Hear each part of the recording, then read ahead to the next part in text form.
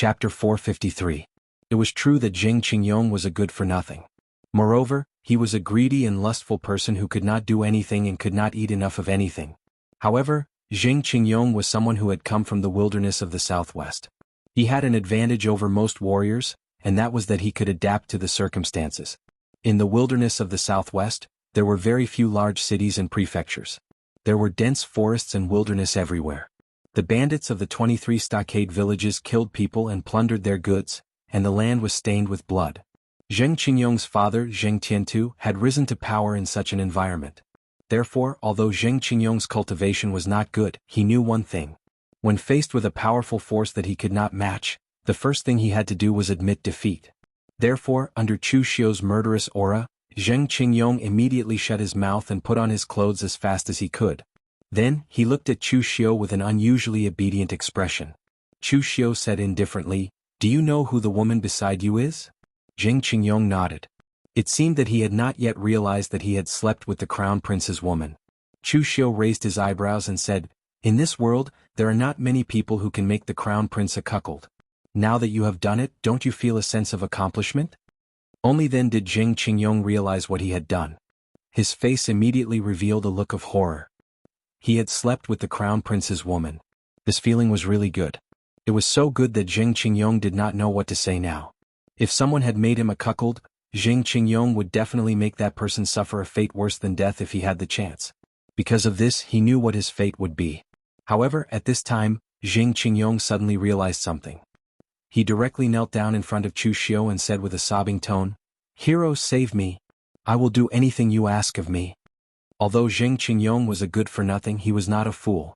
Although he had lost a part of his memory, he knew that everything he had done now was inextricably linked to this demon-like fellow in front of him. The other party wouldn't be so bored as to let him sleep with the crown prince's women. Right now, everything was in the hands of the other party.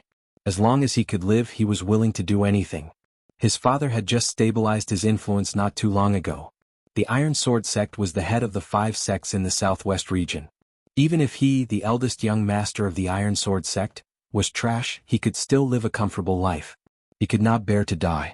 Chu Xiu stretched out a finger and said, "First, I'm not a hero. Second, your life and death are not in my hands, but in your father's hands. You won't understand even if I say more. You just need to remember one thing. I'm the second prince's man. When we return to Iron Sword sect, all you need to do is tell your father everything that happened today. You will understand. Alright, clean up this place. When this woman wakes up, she won't remember anything. But whether or not she will never remember what happened today depends on your father's attitude. Sometimes don't choose sides too early." After saying that, Chu Xiu turned around and left, leaving behind a dumbfounded Zheng Qingyong, who wanted to cry but had no tears to shed. After returning to their private room, Eunuch Li and Fang Jinqi stared at Chu Xiu, dumbfounded. They did not know what to say. Although they did not participate in what happened earlier, they had all witnessed it. It had to be said that Chu Xiu's methods were a little too dirty. It was very underhanded. However, it had to be said that this move was quite effective. What would the crown prince do if the person he wanted to recruit was cuckolded? If the crown prince could tolerate such a thing, could he still be considered a man? If the crown prince could not bear to do it, then all the effort he had put in to recruit Iron Sword sect would be in vain. Hence, the crown prince was stuck between a rock and a hard place. Chu Xiu's move was rather vicious. There was a trace of fear in Eunuch Li's eyes as he looked at Chu Xiu. He could still remember the first time he met Chu Xiu. Back then, Chu Xiu had dared to use evidence to exchange for the sky-extinguishing earth-annihilating oblivion-killing fist from LV Longguang. Back then, LV Longguang had asked Eunuch Li what his impression of Chu Xiu was. Eunuch Li's evaluation of Chu Xiu was that Chu Xiu was bold, decisive and greedy. Now, however, Eunuch Li had to add another label to Chu Xiu. Unscrupulous. For Chu Xiu, he only cared about the results, not the process. As long as he could accomplish his goal, Chu Xiu would do anything. He was a person who had no bottom line. Such a person was the most terrifying. Fortunately, Chu Xiu was currently standing on his side. At the same time, Eunuch Li was sneering in secret. This time, the crown prince had lost his mind. After such a long time, he still came to provoke Chu Xiu. In the past, the crown prince had deliberately put on an appearance of being courteous and magnanimous. Even if there was some friction, he wouldn't easily cause trouble for others. Of course, this matter was not LV Longji's fault. It was because LV Longji did not know about it at all. If Li Yuan and eunuch Chen had really killed Chu Xiu or seriously injured Chu Xiu and the Luo family, then they would have reported it to LV Longji and regarded it as their own contribution. But in the end they failed. Since that was the case, why would they tell others about it?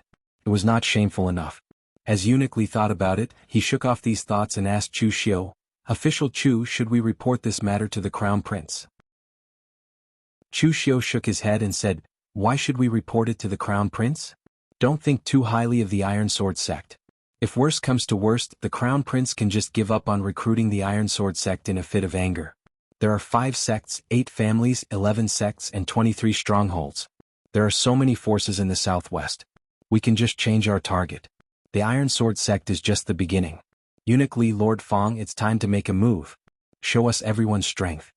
Hearing Chu Xiu's words, Eunuch Li did not ask any more questions. Instead, he and Fang Jinqi brought their subordinates over. Through this matter, Eunuch Li and Fang Jinqi had witnessed Chu Xiu's ruthless methods. Naturally, they did not have any more doubts and left it all to Chu Xiu to handle. Fang Jinqi's subordinates were a battalion of the Dragon Rider Imperial Army, numbering over 300 men.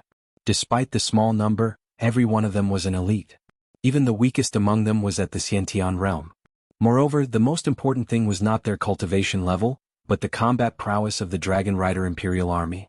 When they were training in the Dragon Rider Imperial Army, they had already experienced hundreds of battles.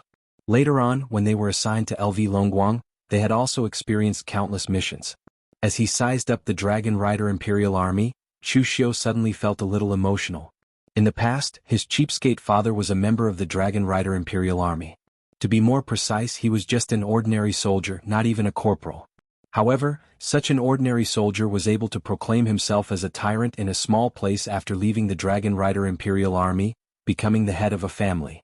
From this, one could imagine just how powerful the Dragon Rider Imperial Army was. Other than the Dragon Rider Imperial Army, Eunuch Li's subordinates were also the second prince's elites. Compared to the Dragon Rider Imperial Army, the quality of these people was somewhat uneven. Most of them were unaffiliated cultivators, and in the end they were recruited by the second prince. Some of their strength was not that bad, but there were also some whose strength was a bit lacking. However, Eunuch Li's group had a great advantage. They had over 600 people, which was double the number of the Dragon Rider Imperial Army. Moreover, even the weakest among them was at the Xiantian realm. These close to 1,000 people were the power that LV Longguang had lent to Chu Xiu. Of course, in reality, LV Longguang's subordinates would definitely be much more powerful than they were now. Chu Xiu said in a low voice, "I'll have to trouble the 2 of you to bring these people to the southwest. Remember, your movements must be careful.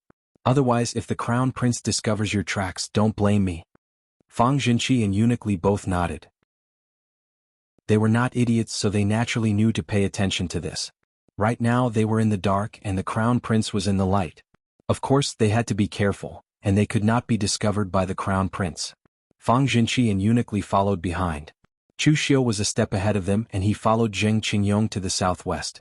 The land of eastern Qi was rich and prosperous, but the further southwest one went, the less people there were and the more wilderness and dense forests there were. By the time they truly reached the southwest, there was not a single capital for hundreds of miles. In fact, eastern Qi did not even have any troops stationed here. They had only left 10,000 people here as a symbol, but in reality they were just there to show off. This was not because the people of the Eastern Qi imperial court had neglected their duties, but because they knew that even if they sent troops here it would be useless. The enemy would not attack from here. There were dense forests everywhere in the 100,000 mountains. It was fine for a single person or a small group to travel alone, but if there were a lot of people, they would inevitably be squeezed in the dense forest. Moreover, Eastern Qi was not the least bit afraid of West Chu attacking. Of the 3 countries in the world, West Chu was the least ambitious and it could be said that West Chu was the weakest. This land had been conquered countless times, but each time West Chu was able to establish a country, it was always a passive defensive role. They rarely attacked other countries. It wasn't that West Chu didn't want to, it was that West Chu couldn't do it. The entire West Chu martial arts world was not weak, but there were too few people in the country and most of it was barren mountains and forests. Not to mention it was not as prosperous as Eastern Qi, it couldn't even compare to Northern Yen. The land was sparsely populated and barren, so the possibility of West Chu ruling the world was zero. Therefore, the West Chu imperial family could only play 2 sides. They would see which side was stronger, Northern Yen or Eastern Qi, and then they would help the other side fighting to the end. Of course, although the southwest was close to West Chu, the atmosphere was completely different. The people of the southwest were all fierce, and this was reflected in the local martial arts world. The 5 sects, 8 families, 11 schools and 23 strongholds were the most powerful forces in the southwest. Regardless of whether they were strong or weak, each of them had the experience of exterminating an entire family. It could be imagined just how cruel the southwest was. Chapter 454.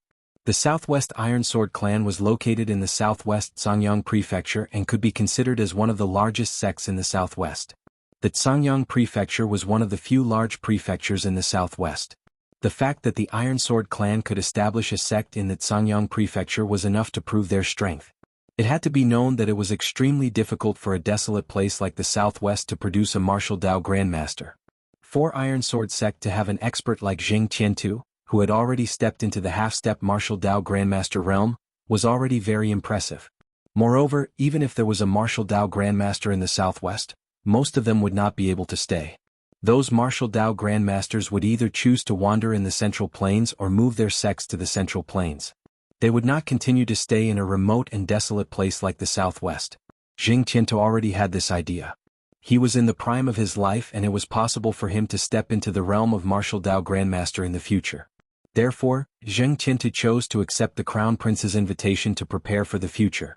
If he could really step into the realm of martial Dao grandmaster in the future, he would prepare to move the Ironsword clan to the Central Plains. However, he had no foundation in the Central Plains and was unfamiliar with the place. If he had the help of the Crown Prince, LV Longji, it would be much simpler. The southwest was still too small. Only the Central Plains was his goal. At this time in the Ironsword clan, Jing Qiantu was wiping a seemingly ordinary broad-bladed iron sword. Jing Qiantu was in his 60s this year. For someone of his realm, he was still in the prime of his life. In the past, he relied on this iron sword to lay the foundation of the Ironsword clan. This ordinary iron sword was also continuously added with good materials and asked some master refiners to reforge it. Finally, an ordinary weapon was transformed into a precious weapon. However, the only thing Jing Qiantu was worried about now was his son. Zheng Qingyong's talent was not particularly good. Additionally, Zheng Qiantu had devoted himself wholeheartedly to the foundation of Ironsword sect during Zheng Qingyong's youth. Thus, Zheng Qiantu neglected Zheng Qingyong's education, causing Zheng Qingyong to have many bad habits. Now that he was like this, how could Zheng Qiantu rest assured to pass the Ironsword clan to him in the future? Therefore this time, Zheng Qiantu sent Zheng Qingyong to Great Liang City, not only to see the sincerity of the Crown Prince, but also to let Zheng Qingyong get familiar with the Crown Prince so that he could have a backer in the future. At this moment, someone outside reported that Zheng Qingyong had returned. Zheng Qiantu immediately asked someone to bring Zheng Qingyong in. With a smile on his face he asked, "How's the scenery in Great Liang City? How does His Highness feel about you?" Zheng Qingyong put on a long face and said dejectedly, "Father, I've caused a huge disaster." Zheng Qiantu's expression suddenly changed and he quickly said, "What's going on?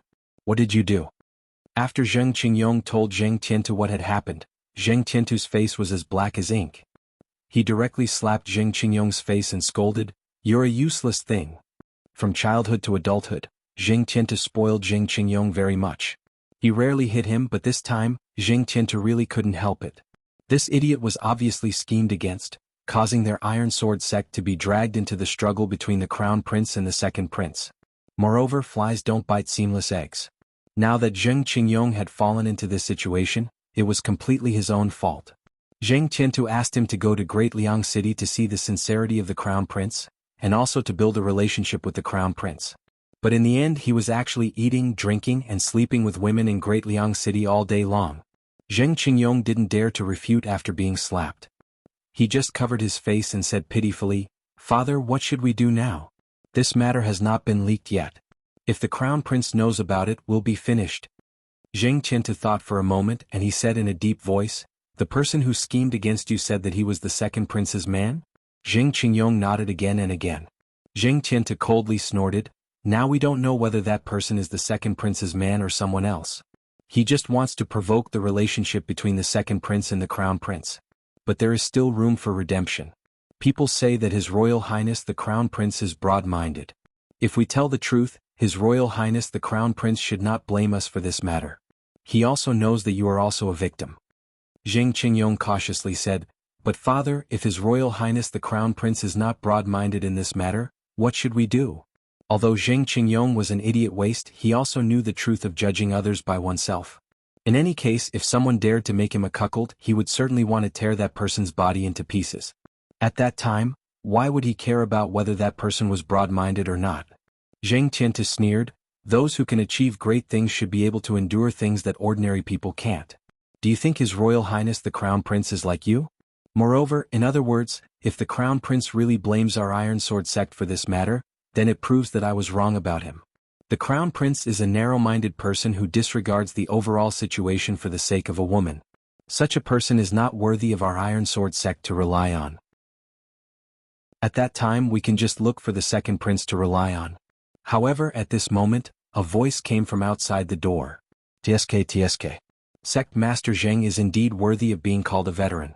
You have thought things through clearly and are also very shrewd. Playing both sides, you won't suffer a loss. Unfortunately, Sect Master Zheng, you are a bit too shrewd. You don't know that when it comes to choosing sides, you can't stand on both sides."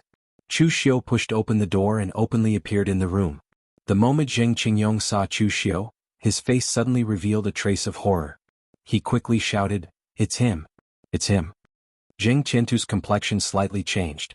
Astral energy erupted from his body and he suddenly grasped the iron sword in his hand.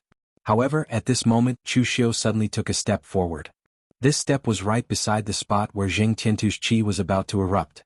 If not for Chu Xiu's step, Zheng Tiantu's sword would have already been unsheathed and slashed at that spot. Zheng Tiantu's eyebrows furrowed. The moment the sword in his hand made a slight movement, he felt a strange qi enveloping him. It was as though no matter what he did, he would fall into the opponent's control. Within the narrow space of the room, the power of Chu Xiu's heaven's sun gazing at air technique was displayed to its limit. Even Zheng Tiantu, an expert who had already reached the half-step Grandmaster realm, was forced by Chu Xiu to the point where he did not dare to take action without permission. Zheng Tiantu exhaled deeply and said in a cold voice, "Just who are you?" The person in front of him was so young and had such strength. He broke into the Iron Sword sect alone, and there was not even a trace of abnormality among his own disciples. Zheng Tiantu believed that this person was definitely not a nobody. Chu Xiu faintly said, "My name is Chu Xiu. Sect leader Zheng should have heard of my name. However, this is no longer important. Right now, I am only here on behalf of the second prince." Hearing the two words Chu Xiu, Zheng Tiantu's eyes suddenly revealed a trace of seriousness. Unlike other Jianghu elders who did not care about the younger generation, Zheng Tiantu believed that he was still in the prime of his life. Even though he was in the wilderness of the southwest, he was still very concerned about some of the news of the younger generation in Jianghu. There was no doubt that Chu Xiu had risen the fastest among the younger generation in Jianghu in the past few years. Although Chu Xiu was currently only at the 5 qis collecting in the origin realm, the number of warriors at the oneness of heaven and man realm who had died in his hands was not just 1 or 2. At the very least, with the miraculous state of Chu Xiu just now, Zheng Tiantu actually did not dare to act rashly. Zheng Tiantu had already regarded Chu Xiu as an opponent of the same realm. Letting out a long breath, Zheng Tiantu said coldly, "What is the second prince trying to do? My Iron Sword sect has not yet officially joined the Crown Prince's banner. You have already used these crafty plots to frame me. Are you trying to push me to the Crown Prince's side?"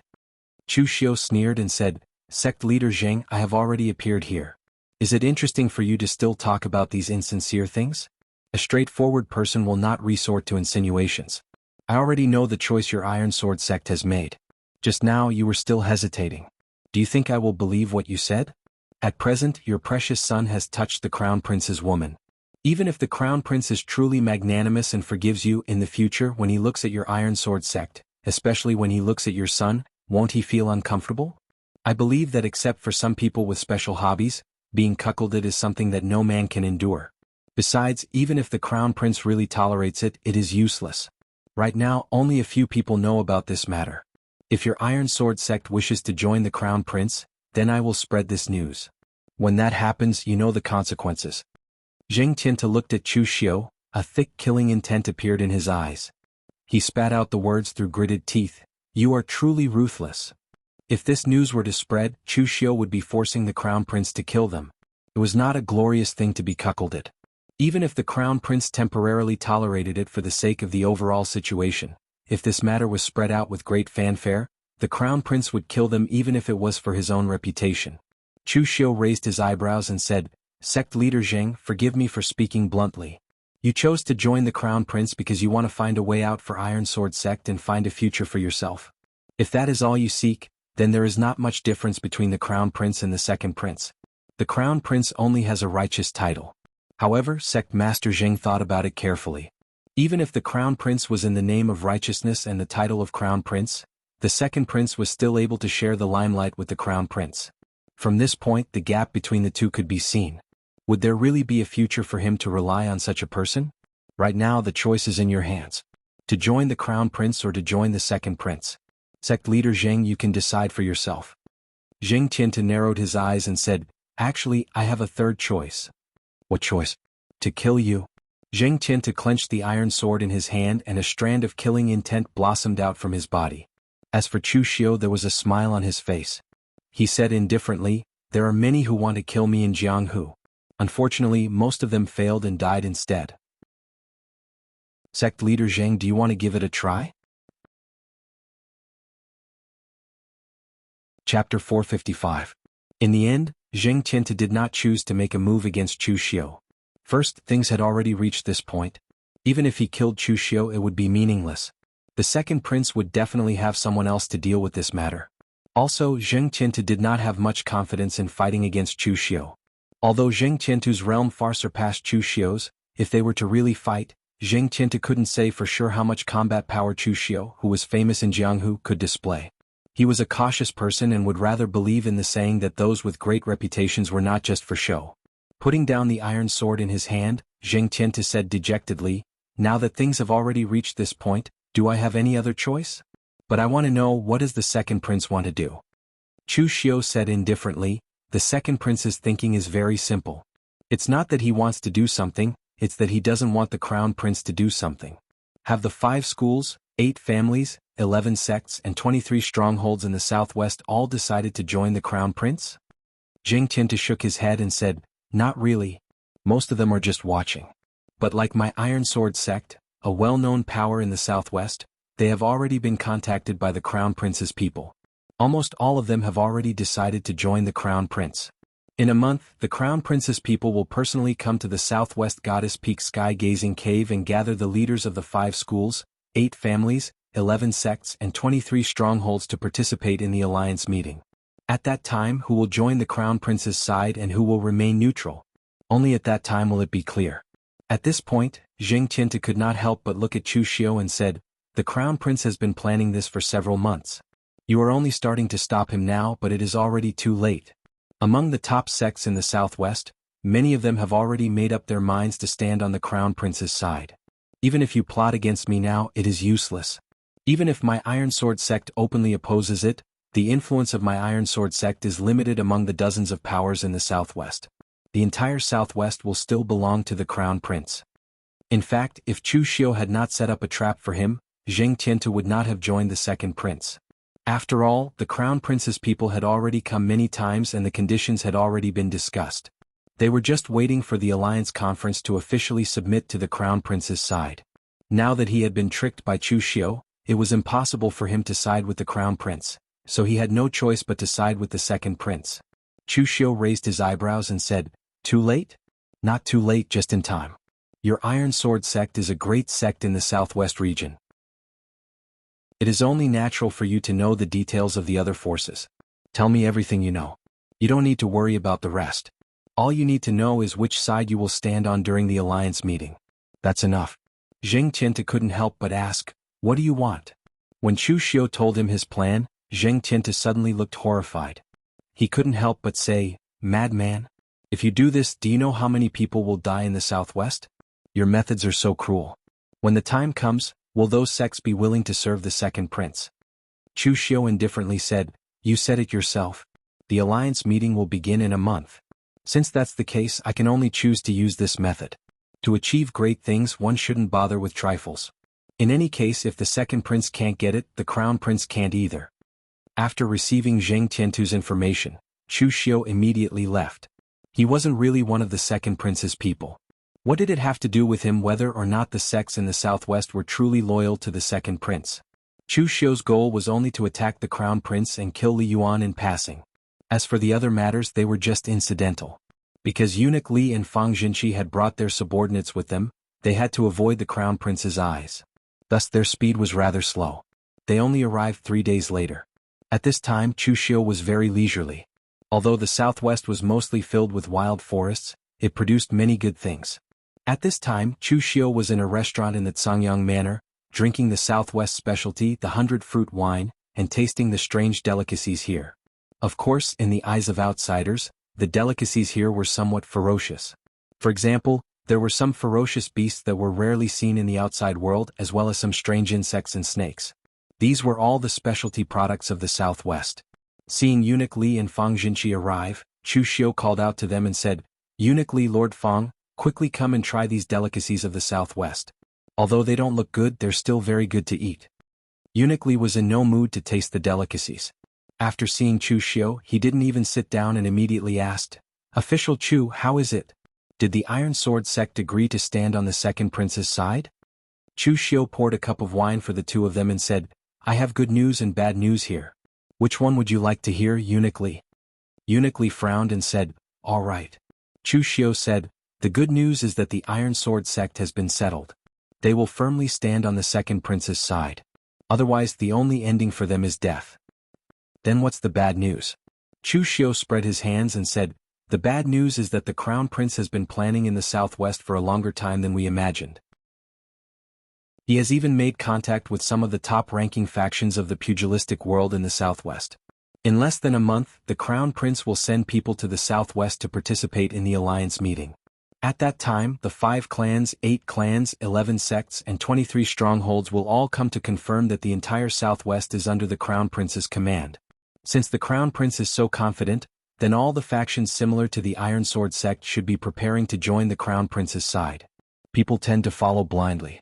When the time comes, this group of people will speak up together, and the other factions will definitely follow suit." Hearing this, Eunuch Li immediately said anxiously, "Then you're still in the mood to drink and eat here? Why don't you hurry up and think of a countermeasure?" Chu Xiu said indifferently, "Eunuch Li, don't be anxious. We already have a countermeasure, but it's a little intense. I'm afraid that it will affect His Highness the Second Prince's reputation." Eunuch Li frowned and said, "What plan?" Chu Xiu said gravely, "The plan is actually very simple. Pull in one group and kill another.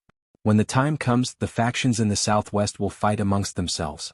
Then, with the power we brought, we can guarantee that the crown prince's plan will be completely ruined. However, there is less than a month left. If we want to get a sect like Iron Sword sect to stand on our side, one is possible. However, getting two is quite taxing. There is not enough time for us to lay out our plans. Thus, my methods will have to be more intense. Those forces that I forcibly pull over may not be loyal to the second prince. So, whether we do this or not is up to Eunuch Li and Lord Fang to decide." Fang Jinqi didn't say anything. In reality, under the second prince's command, he only cared about killing people and didn't touch anything else. Eunuch Li was the second prince's personal eunuch, so he naturally had to make the decision. Eunuch Li thought for a moment, then clenched his teeth and said, "Since official Chu is confident, then we'll go according to official Chu's plan. Fang Jinqi and I will support you from the side." A smile appeared on Chu Xiu's face. This was exactly what he wanted to hear from Eunuch Li. This way, if something happened in the future, he wouldn't be able to blame it on Chu Xiu. 5 factions, 8 clans, 11 sects, and 23 strongholds. Chu Xiu couldn't deal with them one by one, so he only needed to find one clan for each of them. This time, Chu Xiu chose Maple Valley's Lu clan. Maple Valley was quite famous in the southwest. It was filled with maple trees, and every autumn, Maple Valley would be covered in maple red. However, it was midsummer now, so Chu Xiu and the others wouldn't be able to see such beautiful scenery. Chu Xiu led Eunuch Li and Fang Jinqi directly into Maple Valley. He asked to see the Lu clan's patriarch by name, but he didn't even say who he was. Originally, the Lu clan's disciples guarding the door didn't want to let Chu Xiu and the others in. However, as Eunuch Li and Fang Jinqi released their Unity of Heaven and Man Realm aura, the Lu clan's patriarch personally came out to welcome them and politely invited the 3 of them into the meeting hall. There were no martial Dao grandmasters in the southwest, and Unity of Heaven and Man Realm martial artists were considered experts. Even the Lu clan had to treat 2 Unity of Heaven and Man Realm martial artists with caution. In the Lu clan's meeting hall, the Lu clan's patriarch, Lu Ji, was an old man in his 80s. He hadn't stepped down from the position of patriarch at such an old age because the next generation of the Lu clan was somewhat disappointing. He could only continue to hold the position of patriarch for the time being and see if he could find a suitable successor while he was still alive and had the strength. Lu Ji said with a smile, "May I ask your esteemed names, and why have you come to my Maple Valley's Lu clan?" Chu Xiu pointed at Eunuch Li and Fang Jinqi and said with a smile, "This is the second prince's personal eunuch chief, Eunuch Li. This is the Dragon Riders Imperial Army's Breaking Vanguard Battalion's general, Lord Fang Jinqi." When Lu Ji saw that Chu Xiu, who had the lowest realm among the three, spoke first, he felt a little strange. However, when Chu Xiu revealed Fang Jinqi's and Eunuch Li's identities, Lu Ji secretly cursed. He knew about the matter between the Crown Prince and the Second Prince. Now that the Second Prince's people had come to find him, Lu Ji didn't need to think to know that this was not a good thing. Therefore Lu Ji immediately forced a smile and said, "The three of you." However, before Lu Ji could finish, he was interrupted by Chu Xiu. "Patriarch Lu, you don't need to say more. I know what you want to say." As he spoke, Chu Xiu began to take out the things from the secret box. Of course, they were not his own things, but the things he had asked from Eunuch Li. This is the 6th Revolution Cultivation Technique, Heart-Nourishing Formula of Tao. It is a Taoist secret manual that can cleanse one's marrow and nourish one's foundation. I heard that Patriarch Lu's descendants are a little weak, so this cultivation technique is just right. There are also 10 bottles of 6th Revolution medicinal pills, 500 taels of purple gold, and 10 5th Revolution precious weapons produced by the Divine Weapon Pavilion.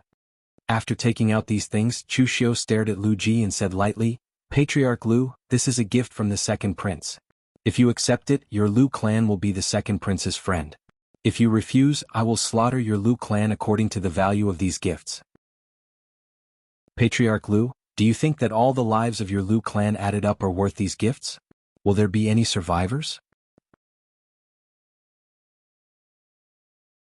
Chapter 456.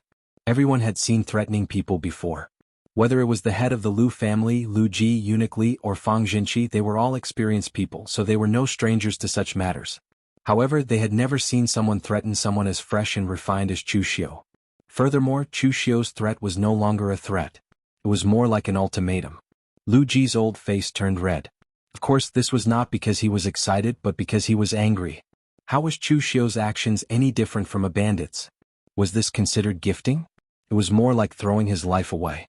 However, Lu Ji really didn't know what to say as this was a single-choice question. Lu Ji would normally be overjoyed as he looked at the gifts on the table. However, at this moment, these things only made him feel like his hands were scalding hot, as if they were going to take his life. He had already promised the Crown Prince. Was he going to betray him now? Of course, if he didn't betray him, then these gifts to bribe him would become money that could take his life. Lu Ji had been in the southwest for decades and had experienced countless killings. He could see a hint of killing intent in Chu Xiu's eyes. It was an indifferent killing intent. People with such eyes wouldn't take human life seriously. They were even more terrifying than those ferocious-looking people who threatened to kill at every turn. Thus, Lu Ji believed that if he refused, the other party would really slaughter the Lu family with his men. Meeting Chu Xiu's indifferent gaze, Lu Ji smiled bitterly as he put away the gifts one by one. If the Crown Prince's men were in the southwest, he would still have the intention of asking for reinforcements. However, the Crown Prince's men would only arrive a month later. By then, the Crown Prince's men would probably only be able to collect his corpse. A smile appeared on Chu Xiu's face. A wise man submits to circumstances. Lu family head, you are a wise man. On the day of the meeting, you should know which side you are on. After saying that, Chu Xiu left with Eunuch Li and Fang Jinqi, leaving behind Lu Ji, who wore a complicated expression. After leaving the Lu family's residence, Eunuch Li asked doubtfully, "Official Chu, will the Lu family really stand on our side after accepting the items? What if they go back on their words?" Chu Xiu laughed coldly and said, "Go back on my word? He wouldn't dare. If he accepted our things, he would be betraying the Crown Prince. Even if he immediately explained to the Crown Prince, the impression of him as a traitor would remain in the Crown Prince's heart. Even if the Crown Prince said that he trusted him, does Lu Ji dare to completely trust the Crown Prince?" Chu Xiu's words were like a tongue twister, but Eunuch Li and Fang Jinqi were not stupid, so they immediately understood. That was indeed the case. If Lu Ji were to betray them after accepting their items, he would not be able to please either side. He would offend both the crown prince and the second prince.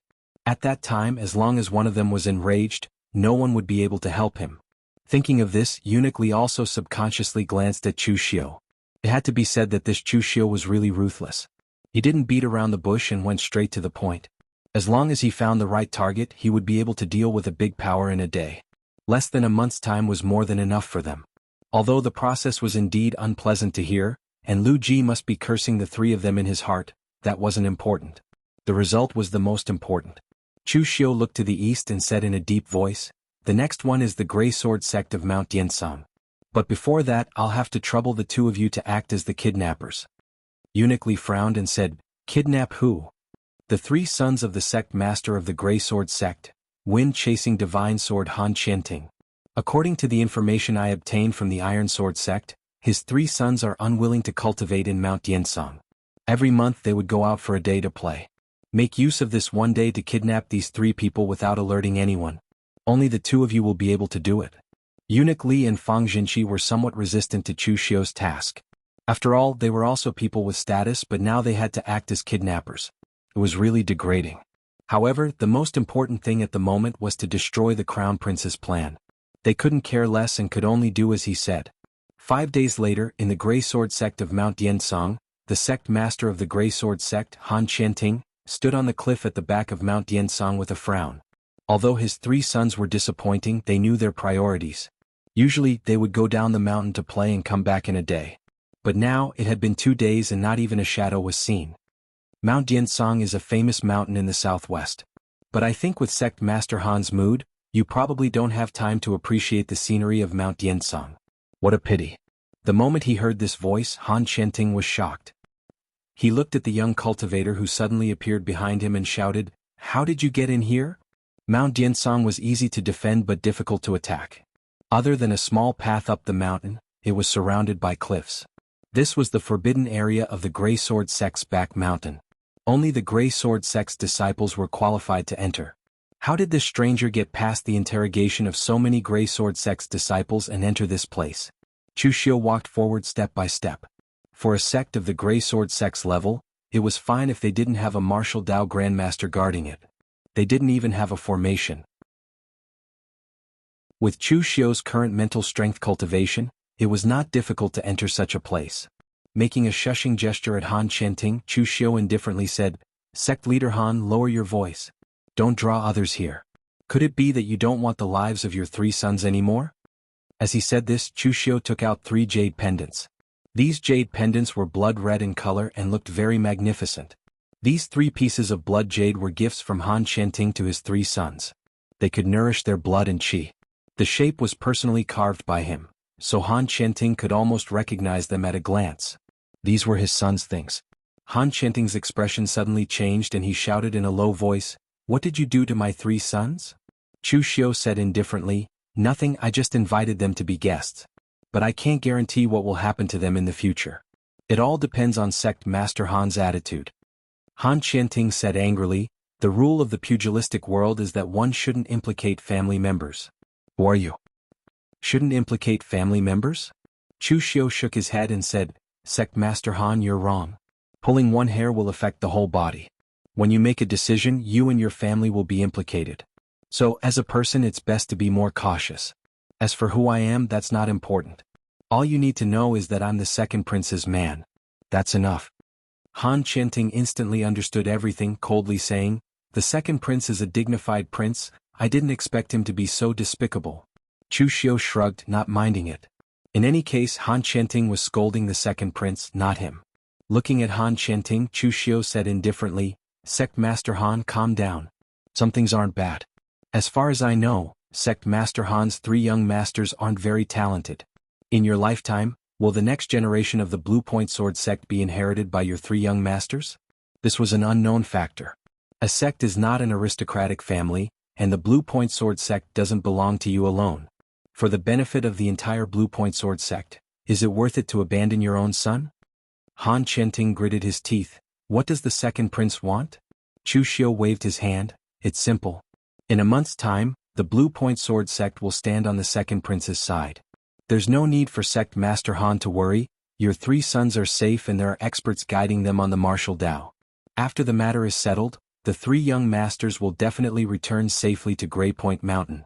Moreover, if Sect Master Han needs it, the second prince will also support Sect Master Han in the future, allowing one of your three young masters to smoothly inherit Grey Point Sword Sect. Han Qianting's expression flickered, but Chu Xiu didn't say anything. He only lightly said, "There's no need for Sect Master Han to be in such a hurry to make any promises. When the time comes for the Blue Point Sword Sect's meeting, we'll see how you perform. In any case, as long as Sect Master Han remembers one thing, the lives of your three sons are in your hands." With that said, Chu Xiu directly turned and descended the mountain, not bothering to look at Han Qianting's expression. Chu Xiu was 90% sure that Han Qianting would choose to agree. The difference between a sect and an aristocratic family was that an aristocratic family was made up of bloodlines. One's loss was shared and one's glory was shared. On the other hand, a sect was biased towards the individual. Han Qianting was only the sect master of the Blue Point Sword Sect, but the Blue Point Sword Sect didn't represent Han Qianting. Which was more important, his own son or the future of the sect? In the intelligence Zheng Tiantai gave to Chu Xiu, this sect master Han wasn't the kind of heroic person who would sacrifice himself for the sect. On the contrary, he had always wanted his son to inherit the position of sect master. After descending Blue Point Mountain, Eunuch Li and Fang Jinqi were waiting for him. "Is the matter settled?" Eunuch Li asked. Chu Xiu nodded. "Rest assured, Eunuch Li. I won't make a move unless I have absolute confidence. Now there's only one left. Just pick one from the 23 strongholds." Eunuch Li's expression was somewhat gloomy. "How are you going to make a move this time? Don't tell me you want us to go kidnap again?" Chu Xiu shook his head. "No need. This time it's very simple. Just throw money at them. Most of the bandits in the 23 strongholds are a motley crew. What they want is very simple, and that's profit. Moreover, the Crown Prince himself doesn't pay much attention to these bandits. He doesn't put as much effort on them as the people from the Iron Sword Sect. So as long as we throw money at them, we can directly throw a stronghold that will submit to the second prince." Eunuch Li frowned. "But is throwing money at them reliable?" Chu Xiu narrowed his eyes. "Of course they are reliable. Bandits are just greedy, not idiots. Since we can bribe them with so much money, it means that we can also take out the same amount of money to slaughter them." Chapter 457. The martial arts forces in the southwest were generally not strong, and the bandits were a motley crew. In fact, the existence of the bandits in the southwest was longer than that of the local martial arts forces. After all, this place was originally desolate, and it was only when the trade route was opened that it became somewhat populated. And where there was a trade route, there was no lack of people, and that was bandits. However, these bandits did not have any plans, and most of them had an attitude of muddling through, and they even killed each other. So after so many years, there was no bandit force that could be used, and most of them were still just a motley crew. However, when one thought about it, it made sense. Bandits were inherently weak. The rise of the 36 great bandits of the northern lands was already a rare occurrence for thousands of years. As for the bandits of other places, they could only be considered small skirmishes. Chu Xiu and Eunuch Li chose Qingfeng Stronghold, one of the stronger of the 23 strongholds. The leader of the Qingfeng Stronghold, the smiling scholar Song Qian, was also interesting. Not only did he look like a scholar, but he was also a scholar. It was said that in his early years Song Qian was just a scholar. He was so poor that he had no money to study, so he could only run to work as an accountant for a caravan. In the end, he was robbed by bandits on the way, and he was taken by the bandits to work as an accountant for the stronghold. Later, because he gave the stronghold a good idea, it caused the stronghold's power to soar. Song Qian also changed from an accountant to a military advisor, and he also got the opportunity to practice martial arts. Moreover, Song Qian did not expect that a weak scholar like him would have such a good talent in martial arts, and it only took him more than 20 years to reach the realm of the unity of heaven and man. So he found an opportunity to directly kill the previous stronghold master, and renamed the stronghold to Qingfeng Stronghold until today. This time, when Chu Xiu and the others arrived at Qingfeng Stronghold and felt the strength of the three, Song Qian directly came out to greet them. Although he had become a stronghold master, Song Qian still wore a scholar's robe, and with his elegant appearance at this time he did not look like a bandit leader but more like a teacher. "May I know why the three of you came to my Qingfeng Stronghold? Did my subordinates steal your goods by mistake? Don't worry, I'll get someone to send it back right away. I'll also send a gift as an apology." Song Qian cupped his hands politely and his attitude was very humble. Some of the caravans traveling to the southwest could move, while others could not. For example, the merchant caravans from the major factions had strong defenses. Not to mention whether they could even touch them. Even if they did, the other party would take revenge on them in the future. Therefore, the bandits of the 23 strongholds changed very quickly. Who knew if there would be a day when someone else would directly break into the stronghold and exterminate the entire clan? Because of this, after Song Qian became the fort master, he set down a rule that he would only rob and not kill. He could not go to the extreme. Moreover, he couldn't use it immediately after he stole it. Instead, he had to store it for a few months. When he saw that no one came for revenge, he could then spend it.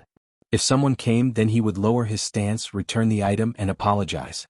Anyway, to bandits like them, face was not something they could eat, so what was the use of having him? Chu Xiu waved his hand and said, "Head Song guessed wrong. We are not here to ask for something but to deliver something." As he said this, Chu Xiu began to take out the purple gold from the outside, piece by piece. Needless to say, this scene was quite shocking. At least to a bandit leader like Song Lian, he had never seen so much purple gold in his entire life. He had quite a lot of ordinary gold and silver items, but purple gold could be used to set up matrices and forge weapons. It was definitely a hard currency. Ordinary small aristocratic families would at most have a few dozen taels of purple gold. For someone like Chu Xiu to take it out and place it on the table piece by piece, it was quite shocking. Moreover, to be honest, even Chu Xiu himself was moved by this purple gold. Even the annual tax revenue of the Guanxi region was not this much. A prince was a prince, after all, especially a prince like the second prince who held real power and had the chance to ascend to the throne in the future. Their foundations were not ordinary. After taking out 10 purple gold bricks in a row, Chu Xiu said in a deep voice, "Head Song, these are gifts from the second prince. I wonder if these things are enough for Head Song to stand on the second prince's side? Of course, if Head Song says it's not enough, I still have more here." Song Lian swallowed his saliva, his eyes almost imprinted on the purple gold bricks. Song Lian was indeed shocked when he heard about the second prince, but he quickly regained his composure. Whether it was the crown prince or the second prince, the most important thing was to be able to obtain benefits. Moreover, it was indeed as Chu Xiu had guessed. The crown prince did not spend too much effort on the bandits of the 23 strongholds. Compared to some other powers, the 23 strongholds had the most bandits, but they were still a motley crew. The crown prince, LV Longji, had an innate dislike for these bandits. Furthermore, as long as the sects in the southwest agreed to pledge their allegiance to the crown prince, it was no longer important whether these bandits pledged allegiance or not. In any case, they would not be able to cause much trouble. Thus, Eunuch Qin and Li Yuan, the crown prince's trusted aides, did not even personally come to the 23 strongholds. They only sent a few ordinary subordinates to discuss the conditions with the bandits and give them some things before leaving. Even if Song Lian and the other bandits of the 23 strongholds were dissatisfied, it was useless. Once the other powers of the martial arts world agreed, if the bandits of the 23 strongholds wanted to cause trouble, the local martial arts world powers would probably be enough to take care of them all before the crown prince even made a move. Thus, after Chu Xiu took out so many purple gold bricks, Song Lian did not even need to think about it and immediately leaned towards the second prince's side. As for Chu Xiu asking him if it was enough, although Song Lian thought that he would never complain about having too many purple gold bricks, he still forced his gaze away from the purple gold bricks and said with a dry laugh, "It's enough. Of course it's enough." He was not an idiot and knew what the consequences of being insatiably greedy were. 10 purple gold bricks were enough to buy the entire Qingfeng stronghold. If he were to be even more greedy and take the opportunity to extort money from the second prince, the consequences would probably not be good. Chu Xiu knocked on the table and said, "It's good that it's enough. Head Song, you should know what to do at the alliance meeting in a month's time." Song Lian hurriedly nodded and said, I know. Please rest assured. The second prince is so generous. Although I am a bandit, I also know the word, trustworthy. I will definitely not let your highness down." Chu Xiu nodded and turned to leave. Eunuch Li and Fang Jinqi, who were behind him, looked at each other. They also did not dare to believe that the matter had been settled so easily. Wasn't this a little too fast? Fang Jinqi was on a mission to kill people, so he was only slightly surprised by the amount of time Chu Xiu had used. However, Eunuch Li was different. He had been by LV Longguang's side for a long time. Although he was not the most capable subordinate of LV Longguang, he was the person LV Longguang trusted the most. He had participated in many secret missions and carried out many of them. He could also use the methods that Chu Xiu had used. Other than the time when he had tricked Zheng Qingyong, the other methods did not require much skill. However, what was truly terrifying about Chu Xiu's methods was that he had a grasp of the human heart. When faced with different people, he could use the most suitable methods to make them submit. This was the most terrifying thing. No one was invulnerable. As long as these people had the slightest flaw, they would be caught by Chu Xiu. Then he would use the most suitable method to defeat them one by one. After dealing with these people, Chu Xiu, Eunuch Li, and the others went into hiding in the southwest. A month later, Li Yuan and Eunuch Chen also brought people to the southwest. This time, many of the crown prince's subordinates had come.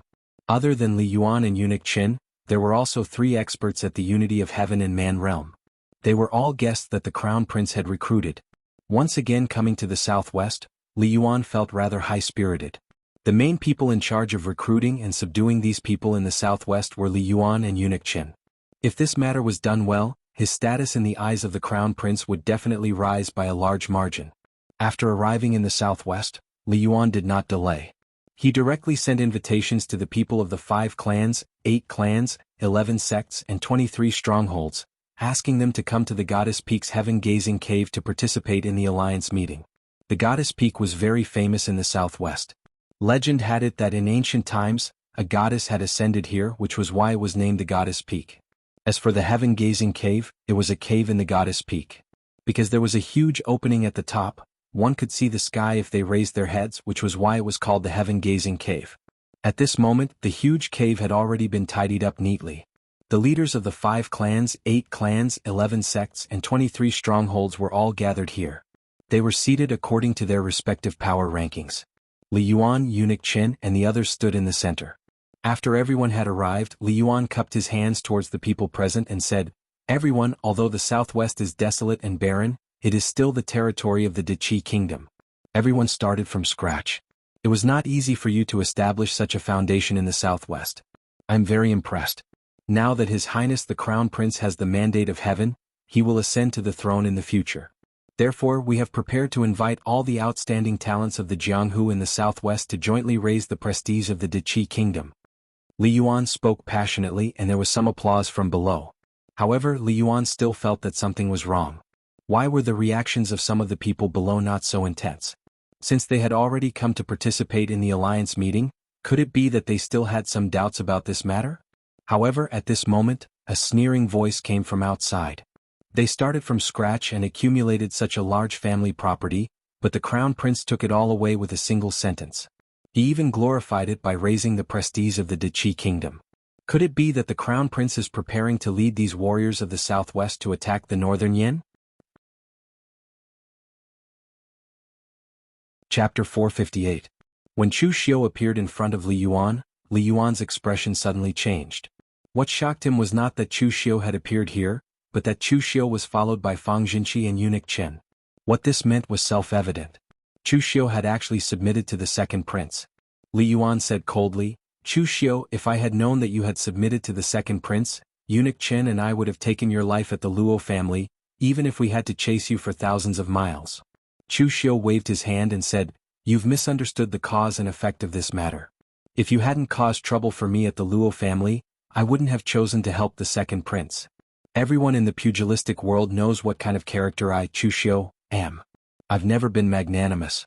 It's not my style to swallow a slap in the face." Looking at the dragon riders and Eunuch Li's subordinates that Chu Xiu had brought, Li Yuan couldn't help but sneer. "You want to cause trouble for me with just these few people? You're dreaming. Chu Xiu, you've chosen the wrong place." Li Yuan didn't know about Chu Xiu's arrangements in the southwest. He thought that Chu Xiu had only followed his tracks. If it had been somewhere else, Chu Xiu's people would have caused him some trouble if they had suddenly launched a sneak attack. But now, the warriors in the southwest were all the crown prince's men. Li Yuan immediately said in a deep voice, "Everyone, since you've already chosen to submit to the crown prince, you should show some sincerity. Kill these people and do it immediately." Li Yuan was rather decisive in his actions. Under such circumstances, he could only kill Chu Xiu and all the subordinates of the second prince. This would be the most beneficial to the crown prince. If they were in Great Liang City, even if Li Yuan had such an opportunity, he would not dare to do it because that was Great Liang City. The imperial family of Eastern Qi did not forbid infighting, but in the capital city of the imperial family, the infighting had to be controlled to a certain extent. It was simply impossible for hundreds and thousands of people to fight at the same time in Great Liang City. Following Li Yuan's angry shout, there were indeed quite a number of martial artists who belonged to the 5 sects, 8 families and 11 sects who rushed out. Iron Sword sect was not the only sect that Li Yuan was trying to win over. At that moment, those sects had already decided to side with the Crown Prince. Thus, they were trying to seize the credit and improve their impression in the Crown Prince's eyes. Moreover, this group of people was not worried at all that they would lose. The strength of their side had completely crushed Chu Xiu's side. The Crown Prince's side already had 4 great experts at the One with Heaven realm. In addition to the people from the southwest, there were over 10 people at the One with Heaven realm. In contrast, what about Chu Xiu's side? There were only Eunuch Chen and Fang Jinqi. It would be too easy to get rid of them. However, they did not realize that the people from the Iron Sword sect who used to fight with them for everything, did not even move. Instead, there was a hint of surprise in their eyes. At this moment, Li Yuan also said to the 3 guests behind him in a deep voice, "You guys attack too." One of the 3 said doubtfully, "With just those few people on the other side, do we even need to make a move? They are just 2 martial artists at the One with Heaven realm, and one is only at the 5 Qis collecting in the Origin realm. Don't these fellows from the southwest want to snatch the credit? Just let them have it." Li Yuan coldly snorted and said, "Stop talking nonsense and quickly attack. What do you guys know? That is Chu Xiu, who is ranked 6th on the Longhu list. Weaker martial artists at the One with Heaven realm have no way of fighting back in front of him. Just this group of rotten fish and shrimps will not be able to kill an expert ranked 6th on the Longhu list." Although Li Yuan wanted to recruit these martial artists from the southwest on behalf of the Crown Prince, Li Yuan actually looked down on them. These martial artists from the southwest were not very strong. After all, most of them were born in the wilderness and had limited cultivation techniques. It could be said that they were born with a disadvantage. No matter how strong they were, they could not be that strong. Li Yuan had exchanged blows with Chu Xiu before. Although he kept saying that he wanted to teach Chu Xiu a lesson on behalf of the Crown Prince, he was not foolish enough to want to make a move himself. Li Yuan had estimated that if he were to personally fight with Chu Xiu, he would not even be able to withstand 3 moves from Chu Xiu. This was a heaven-sent opportunity. The strength on his side could be said to be overwhelming. There was a chance to get rid of Chu Xiu completely.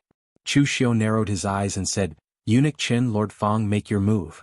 As soon as he said this, Chu Xiu was the first to rush out. Seeing this, some of the martial artists from the southwest could not help but sneer. To be honest, the majority of them really did not know Chu Xiu's identity. Even though Li Yuan had called out Chu Xiu's name, they still could not recall who Chu Xiu was. In the wilderness of the southwest, far from the Central Plains, the disputes of the Central Plains had nothing to do with them. Not to mention a young talent on the Longhu list like Chu Xiu, they probably did not even care about the battle between the righteous and demonic paths on floating Jade Mountain. In their opinion, the second prince really had no subordinates. Even a martial artist at the 5 Qis Origin realm was so arrogant and dared to make the first move. He was simply courting death. However, as soon as the 2 sides came into contact, the faces of the southwestern cultivators instantly became filled with terror. The first to rush out was the head of the Su family, one of the 8 families. This Su family head was eager to make a contribution. He had actually used a secret movement technique and was the first to attack Chu Xiu. He held a crescent blade that was like a full moon in his hand. Black demonic chi radiated from it, making it look very ferocious. Die. The Su family head slashed down with his blade. Demonic chi lingered on the blade and a dazzling demonic chi blade aura erupted. However, the moment he slashed down with his blade, he suddenly realized that the young man opposite him seemed to have a mocking smile on his face. A martial artist at the 5 Qis Origin realm actually dared to mock him? Could it be that this person was an idiot? But then he realized that the one who was truly stupid was himself. The moment the Su family head slashed out with his blade, Chu Xiu also made his move. Facing the ferocious demonic blade, Chu Xiu formed the lion seal with his hand. In an instant, a thunderous Buddhist roar exploded. Under the thunderous Buddhist roar, the Su family head's expression suddenly changed. The voice seemed to resound in his mind, causing his skull to swell. Even his blade began to tremble. 9 Transformation Lion Roar. Is this guy a layman disciple of the Great Light Temple? Some people who did not know Chu Xiu exclaimed. After all, the Great Light Temple's 9 Transformation Lion Roar was very famous in the martial world. Chu Xiu's lion seal was very similar to the 9 Transformation Lion Roar. It was even 80% similar. It was normal for people to mistake it. Meanwhile, Zheng Tiantu, who knew Chu Xiu's identity, had a strange expression. Chu Xiu was a disciple of the Great Light Temple? The disciples of the Great Light Temple would probably want to kill him. At this moment, Chu Xiu's blade was also unsheathed. The pitch-black heavenly demon dance was unsheathed by Chu Xiu. In an instant, boundless demonic qi gathered on the long blade. The crimson demonic qi was like a sharp blade, staining the black blade with an evil crimson glow. As Chu Xiu's blade slashed down, evil spirits wailed and demons roared. This blade seemed to have been slashed out from hell, causing the expressions of everyone present to change. Compared to Chu Xiu's demonic blade, the Su clan leader's demonic blade paled in comparison. It was no wonder that Chu Xiu would show a mocking smile.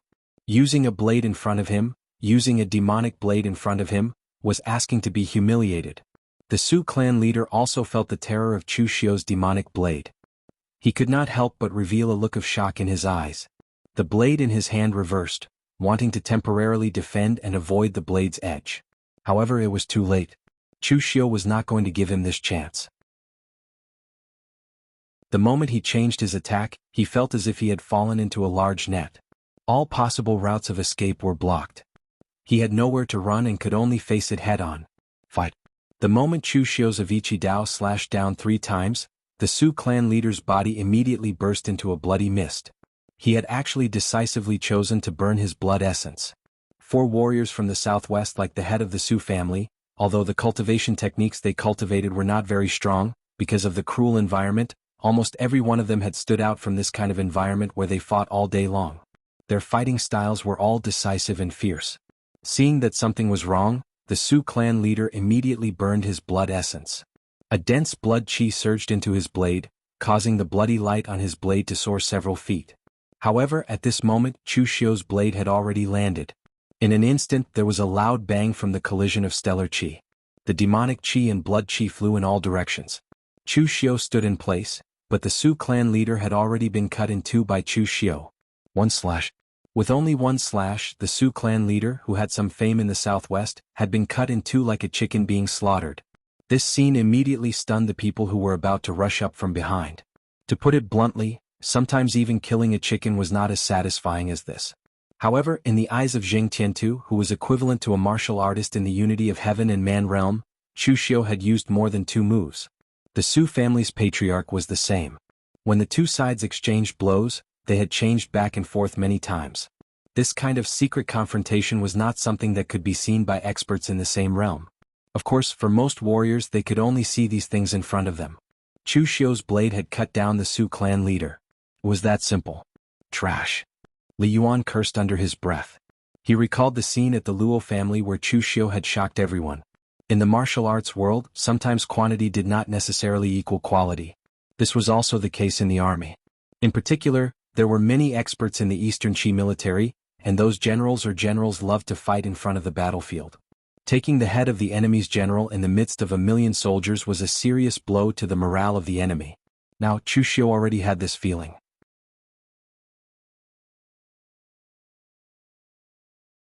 Chapter 459. As Chu Xiu's saber shocked everyone present, Li Yuan turned to the 3 crown prince's guests and said, "Do you still think it's overkill for me to let you take action?" The 3 warriors looked at each other in dismay. Chu Xiu's strength was indeed somewhat beyond their imagination. Right now, the warriors in the southwest were temporarily scared to the point of not daring to move forward, so they could only take the lead. Li Yuan looked at Zheng Tiantu and the others who had not made a move before and frowned. "Master Zheng, what is the meaning of this? Since you have joined the Crown Prince's camp, then don't be half-hearted. Let's all work together to take care of this Chu Xiu. After that, you will be rewarded according to your contributions. Don't worry, with His Highness's benevolent reputation, they will definitely not let you suffer any losses." Zheng Tiantu nodded and followed them out. But at this moment, Zheng Tiantu, Lu family head Lu Ji, Azure Point Sword Sex Han Tingyi, and Qingfeng Stronghold Song Lian all suddenly made a move at the same time and launched a sneak attack on their companions. Especially Zheng Tiantu, he happened to be following behind a guest of the Crown Prince. His iron sword seemed inconspicuous, but when it was unsheathed, it was sharp and cold. Its speed was simply fast to the extreme. With one sword strike, it broke the law and directly beheaded the unguarded guest on the spot. At this moment, everyone was stunned. Li Yuan didn't think that Jing Tiantu's group of 4 would suddenly betray them. Even the other martial artists of the southwest region didn't think that Jing Tiantu's group would suddenly betray them. After the sneak attack, the 4 of them naturally did not dare to continue to stay there. They directly turned around and ran to Chu Xiu's side. Everyone was so shocked that no one actually intercepted them. Jing Tiantu and the other 3 even looked at each other, revealing a strange expression in their eyes. Originally, they thought that they were the only traitors. They did not expect that there would be so many comrades. At this time, Li Yuan finally reacted. He pointed at Jing Tiantu and the others and shouted angrily, "Jing Tiantu! The 4 of you dare to betray His Highness the Crown Prince? Are you looking to die?" Up until now, Li Yuan still could not understand how Chu Xiu had managed to make the 4 families who had already agreed to join the Crown Prince betray him. Or it could be said that it was not Chu Xiu's doing at all, but the second prince had long been aware of their movements, so he had done something in advance. However, Li Yuan had no time to think about this at the moment because with the betrayal of Jing Tiantu and the others, their side had lost a martial artist at the unity of heaven and man realm and injured 3 people. The situation had been reversed. Most importantly, those martial artists of the southwest who had maintained their neutrality and were prepared to follow the crowd were now wavering. On one side was the crown prince and on the other side was the second prince. In fact, it didn't matter who they chose to side with. The simplest method was to side with whoever was stronger. Previously, they had felt that the crown prince was very powerful, but now they felt that the second prince seemed to be even more powerful. At this time, in the face of Li Yuan's questioning, Jing Tiantu and the other 2 looked a little ugly. They did not really want to betray, but they were forced to do so.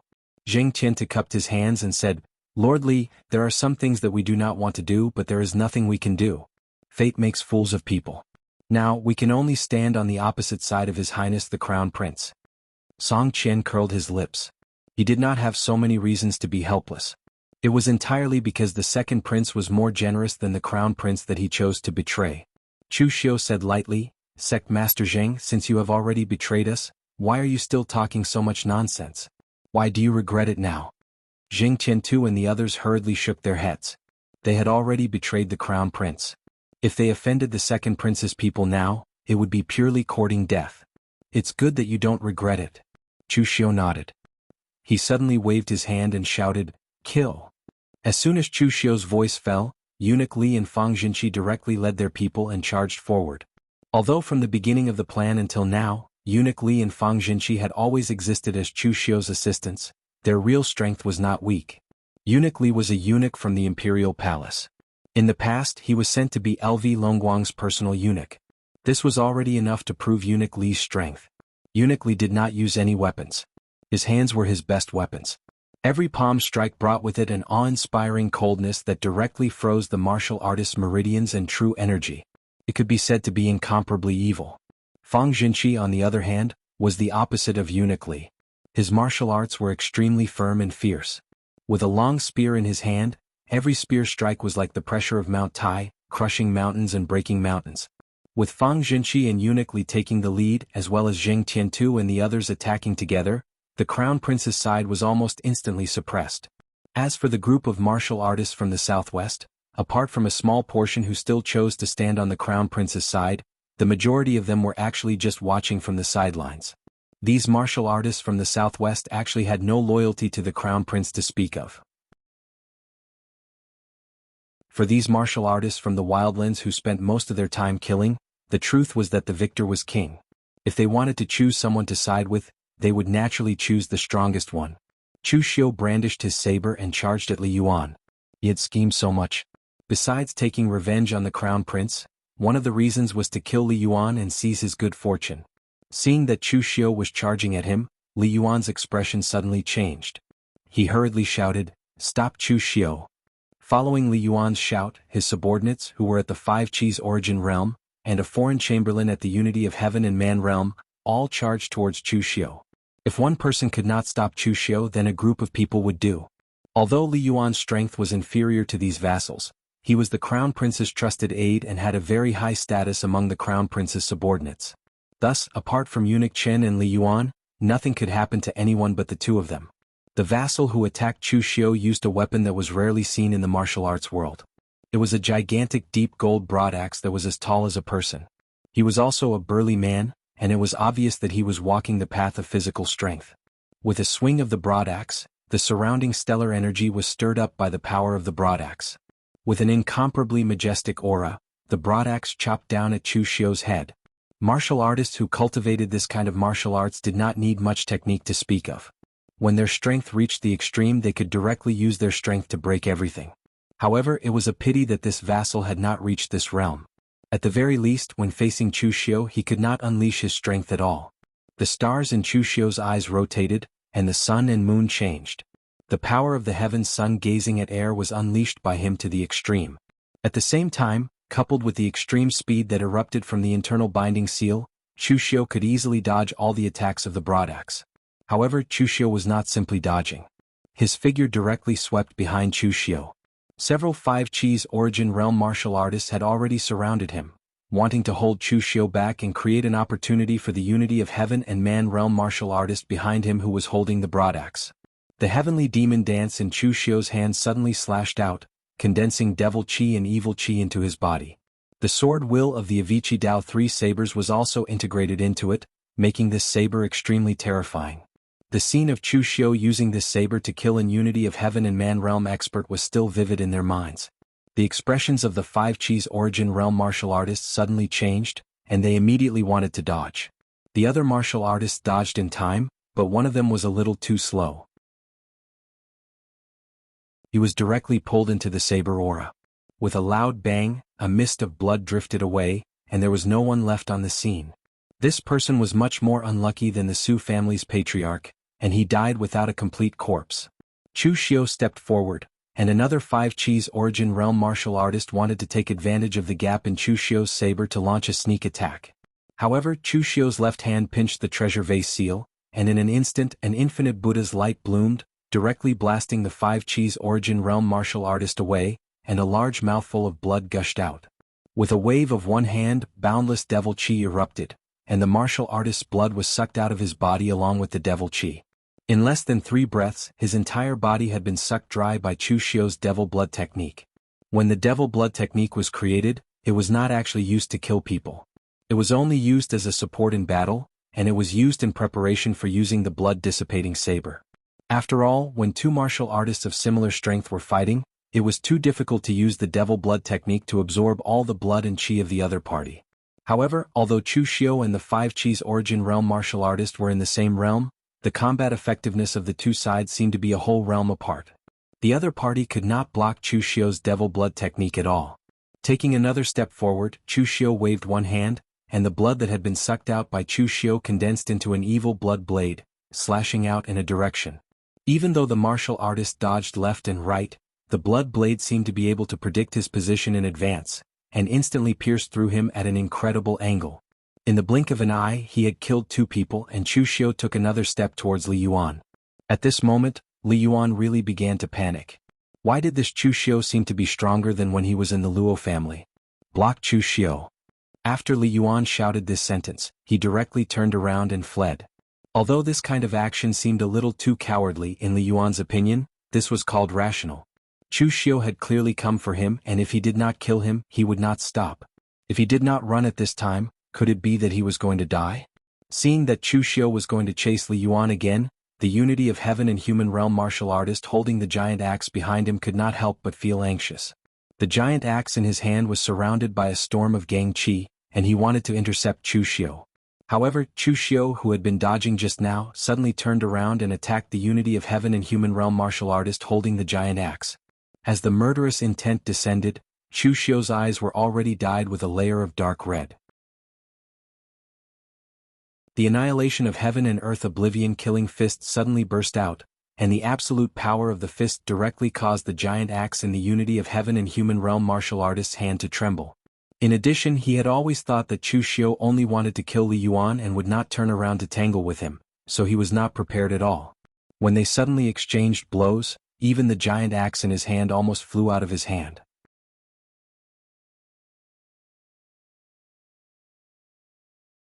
Chapter 460. Chu Xiu turned around and attacked the warrior, catching him off guard. Under the powerful force of the extinguishing sky and destroying earth oblivion-killing fist, the giant axe in his hand almost flew out. However, before he could react, Chu Xiu had already attacked again. The great Vajra wheel seal fell and the Buddha's light exploded. The Vajra demon's subduing power blasted him back a few steps. The sun wheel seal was formed and the 5 elements rotated in an instant. The powerful force that seemed to be endless directly cracked his hand, and he could not help but spit out a mouthful of blood. At this time Chu Xiu did not stop at all. He turned around and formed the Aquarius seal again. In an instant, a supreme light bloomed, and the powerful force directly blasted the giant axe in his hand away. The unity of heaven and human realm warrior looked at Chu Xiu in horror. At this time, his hands were dripping with blood and several of his bones were broken. He was a warrior who specialized in body-enhancing techniques. Because of this, he was very confident in his own strength. Although he had not fought with the Great Light Temple's warriors before, he was confident that his strength was not inferior to the Great Light Temple's warrior monks. In the end, in front of Chu Xiu, his confidence was shattered to nothing. A 5-Chi's origin realm warrior whose realm was lower than his could crush him to such an extent in terms of strength. However, at this time he did not have time to think too much. Chu Xiu was already charging at him with the demonic blade in his hand.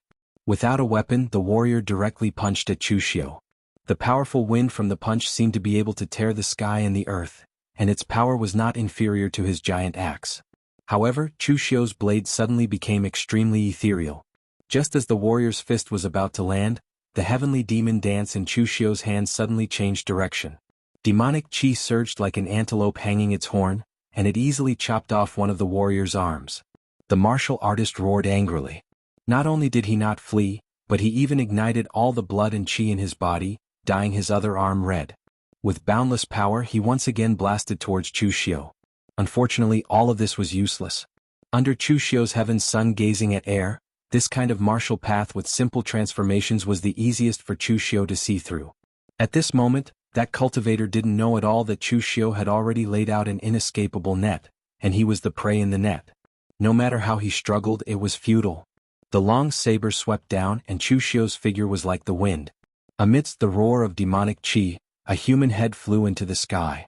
That martial artist at the unity of heaven and man realm had been beheaded by Chu Xiu. In all fairness, the strength of this martial artist at the unity of heaven and man realm was relatively good, but his strength could only be considered good. In the end, it was still difficult for him to escape the fate of being killed by Chu Xiu. At this moment, Chu Xiu looked at Li Yuan. After being blocked for so long with Li Yuan's speed, he was about to escape from the cave. As the leader of this matter, Li Yuan was the first to escape. This kind of thing was not good to say, and when he returned to the Crown Prince, he could easily be punished by the Crown Prince. But at this moment, Li Yuan couldn't care about anything else. Chu Xiu's goal was obviously to kill him. If he didn't escape now, he would be giving his life away. With his hand forming the inner binding seal, Chu Xiu's figure seemed to have shrunk to an inch. With a step, he had already crossed a distance of over 100 feet. In just a few breaths' time, he had already arrived behind Li Yuan. Moreover, at this time, Eunuch Chen and the others were already entangled by Eunuch Li and Fang Jinqi. There was no martial artist at the unity of heaven and man realm to save Li Yuan. As for the other martial artists at the 5-Chi's origin realm, whether they could withstand Chu Xiu's move was a problem. Seeing that he couldn't escape, Li Yuan turned around and shouted, "Chu Xiu!" Chu Xiu didn't want to give Li Yuan a chance to speak at all. What greeted Li Yuan was Chu Xiu's saber. Seeing the surging demonic aura and sanguine aura descend, Li Yuan condensed the gang chi around his body to the extreme. He punched out with both fists, and the green gang chi directly evolved into an gang chi shield of over 100 feet in front of him. However, it was easily destroyed by Chu Xiu. The demonic aura entered his body, and blood flowed uncontrollably from the corner of Li Yuan's mouth. At this moment, Chu Xiu slashed down with his saber again. Li Yuan could no longer resist it head-on.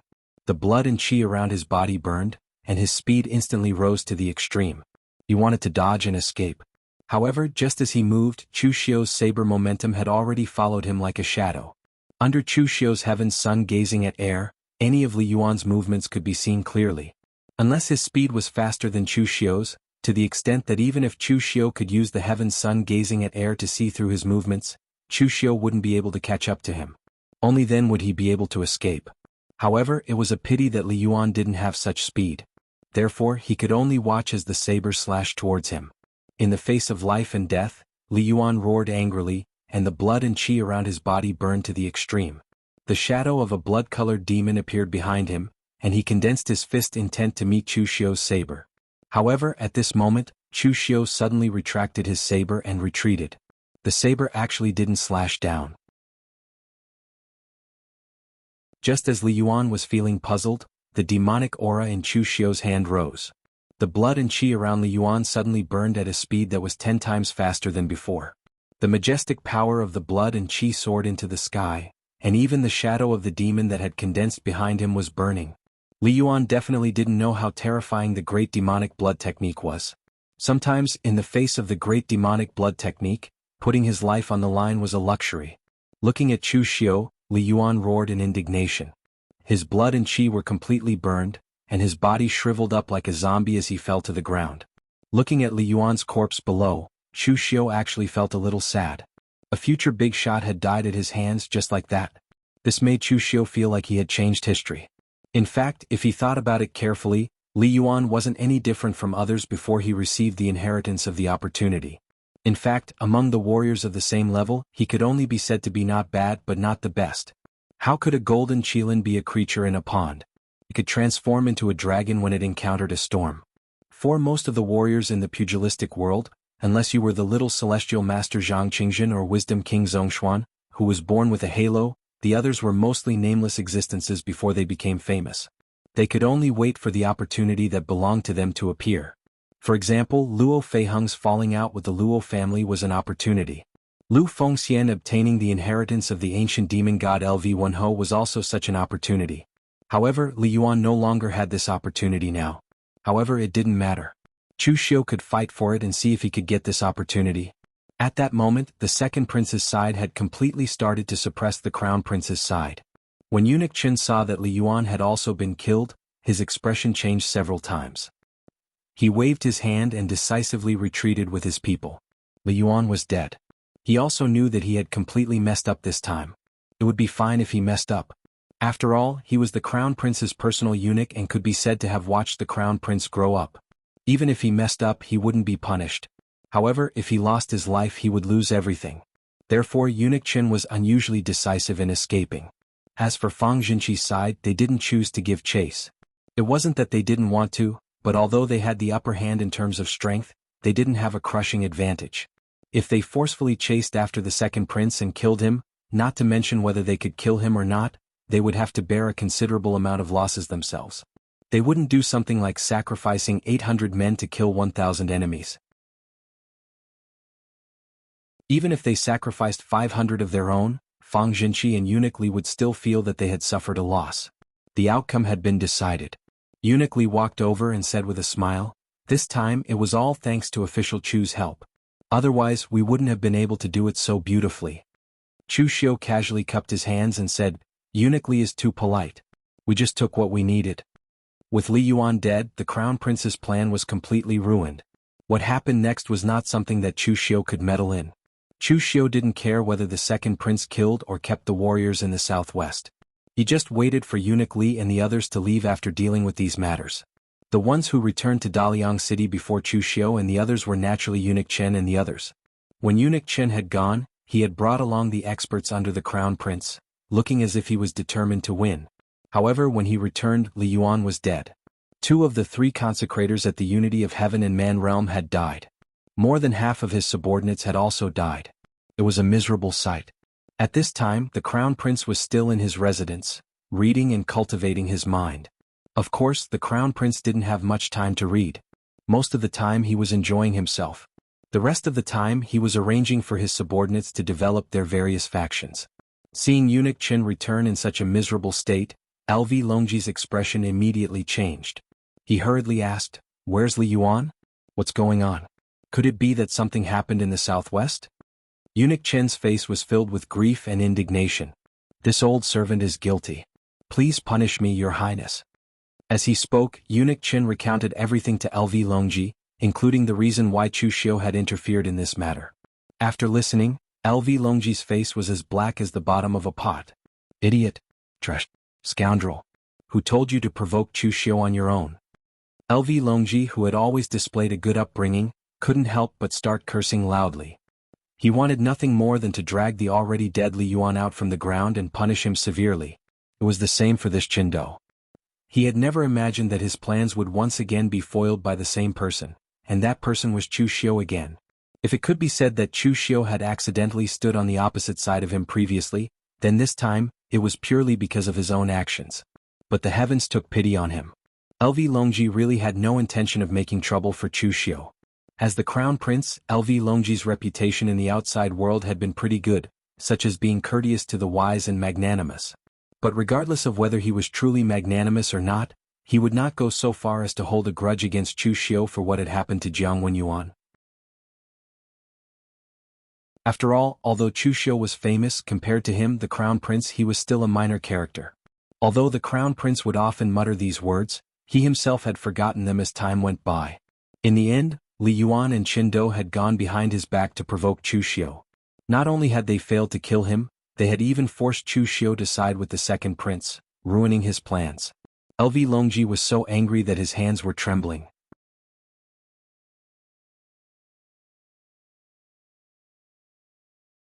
Chapter 461. The crown prince, LV Longji, was actually the most unlucky one to be hit by this unexpected disaster. Because from the beginning he did not know what was going on. Suddenly, his arrangements in the southwest were destroyed by Chu Xiu. Who could he go to reason with? Find Chu Xiu for revenge? Right now, Chu Xiu was with the second prince and he was under house arrest.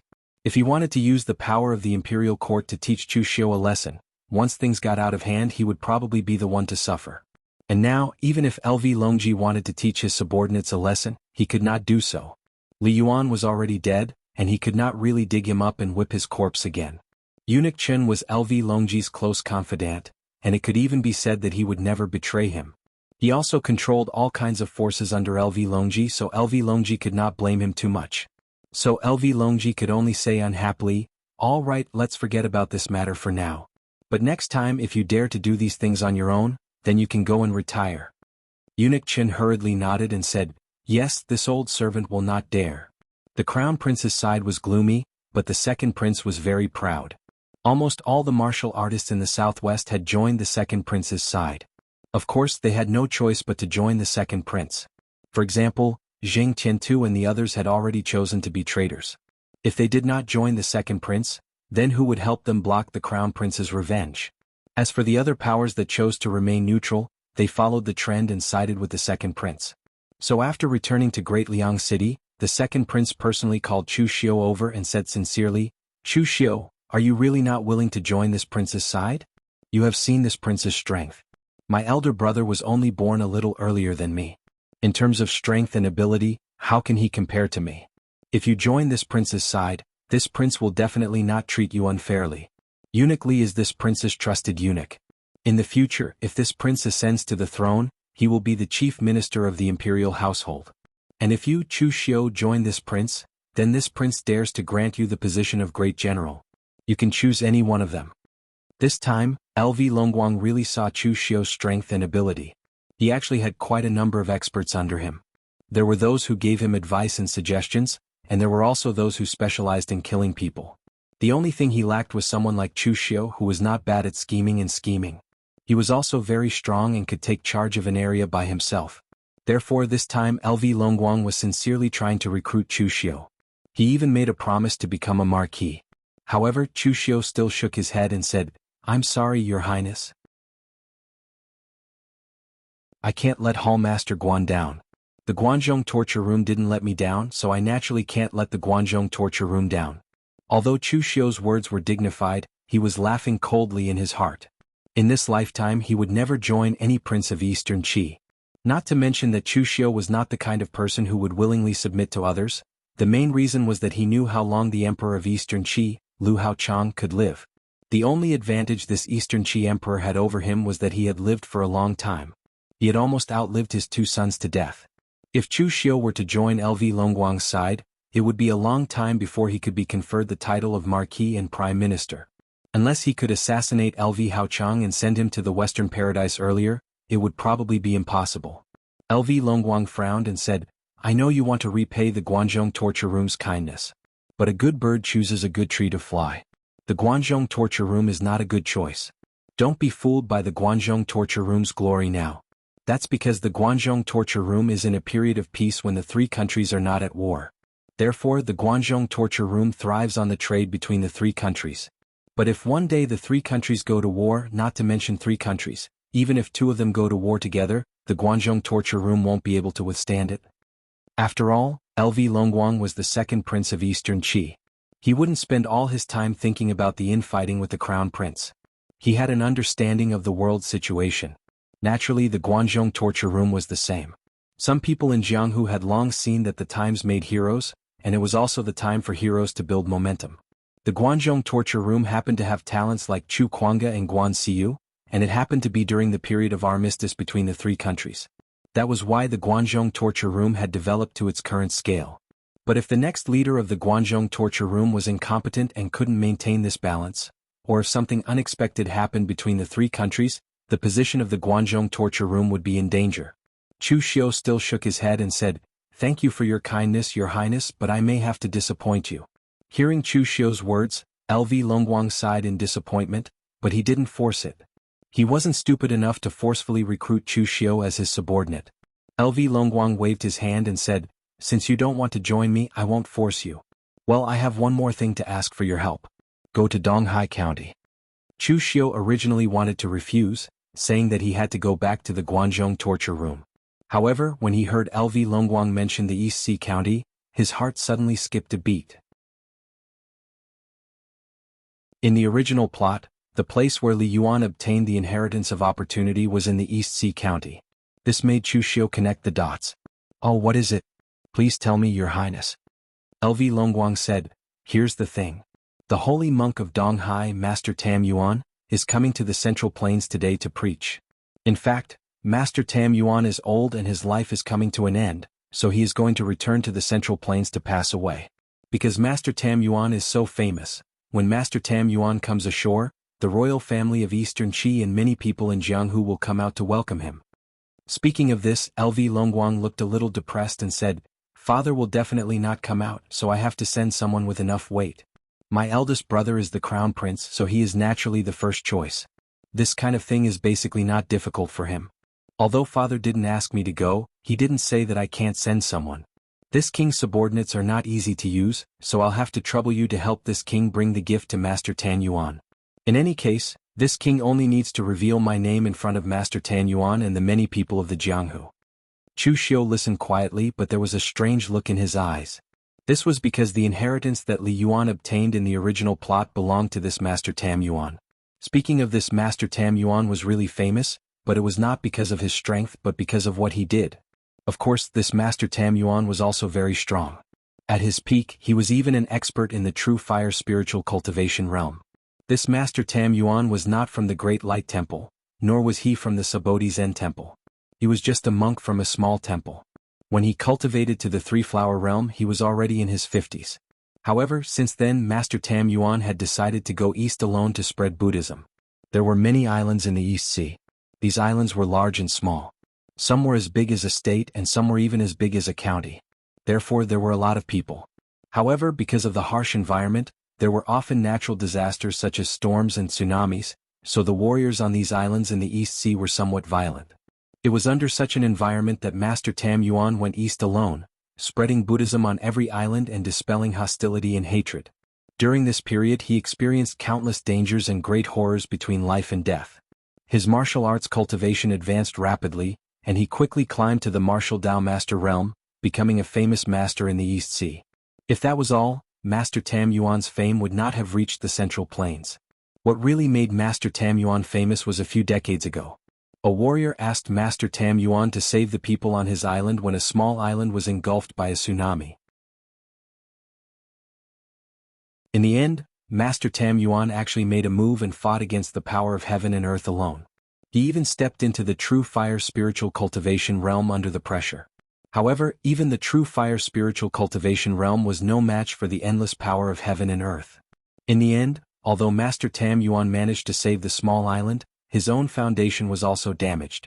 Not only was he severely injured, but he even fell back to the martial Tao master realm. It was impossible for him to make any progress in this life. Therefore, although he was a powerhouse in the true fire spiritual cultivation realm, he only stayed in this realm for a day. As this matter spread to the Central Plains, Master Tam Yuan was recognized by the entire pugilistic world as a true Buddhist master. Even the Great Light Temple and Subodhi Monastery admired him very much. It was already very difficult for him to be willing to go to a barren land like the East Sea to spread Buddhism alone. However, Master Tam Yuan was willing to give up the powerful cultivation of the true fire spiritual cultivation realm to save the people on that island. Such a person deserved to be called a holy monk who truly had mercy in his heart. What martial art practitioners pursued in their entire lives was ultimate power. Even if the monks from the Great Light Temple always talked about being merciful, Chu Xiu could guarantee that none of the monks from the Great Light Temple would be willing to give up their cultivation to save the lives of an island. Chu Xiu never had a good impression of monks, but Master Tam Yuan could be said to be a true Buddhist master. There was no stain on his personal morality. According to the second prince, Master Tam Yuan came to the Central Plains because he was nearing the end of his lifespan. He was ready to return to his roots and pass away in the Central Plains. However, only Chu Xiu knew that Master Tam Yuan probably did not just want to return to his roots. He also wanted to find a successor. After all, Master Tam Yuan was also a warrior. He definitely had his own obsession when it came to martial arts inheritance. When he was in the East Sea, he only cared about spreading Buddhism and dispelling the hostility and hatred of the East Sea warriors. How could he have the time to teach disciples? Therefore, he came to the Central Plains this time because he wanted to find a reliable successor for himself before he passed away. However, Chu Xiu still did not understand why Master Tam Yuan would find Li Yuan to be his successor in the original plot. At least, Chu Xiu could not see any similarities between Li Yuan and Master Tam Yuan. However, this was no longer important. Li Yuan was already dead. If Chu Xiu wanted to seize Li Yuan's creation inheritance, he only needed to do one thing, and that was to lean towards Li Yuan as much as possible. As for whether this would work or not, it would depend on luck.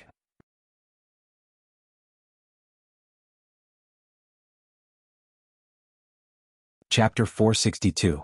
Chu Xiu had already decided to go to Donghai County to meet Master Tan Yuan, who was famous in Jianghu. However, in the face of the second prince, Chu Xiu remained calm and said, "With my friendship with His Highness, this is not a problem. But now I have offended the Crown Prince. What should I do if the Crown Prince comes to make trouble for me?" The second prince waved his hand and said, "Don't worry.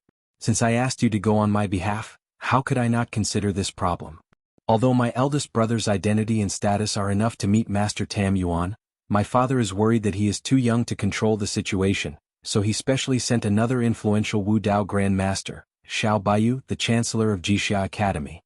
Lord Xiao Baiyu never participates in the struggle between princes, but there is a senior behind me who once made Lord Xiao Baiyu owe him a favor.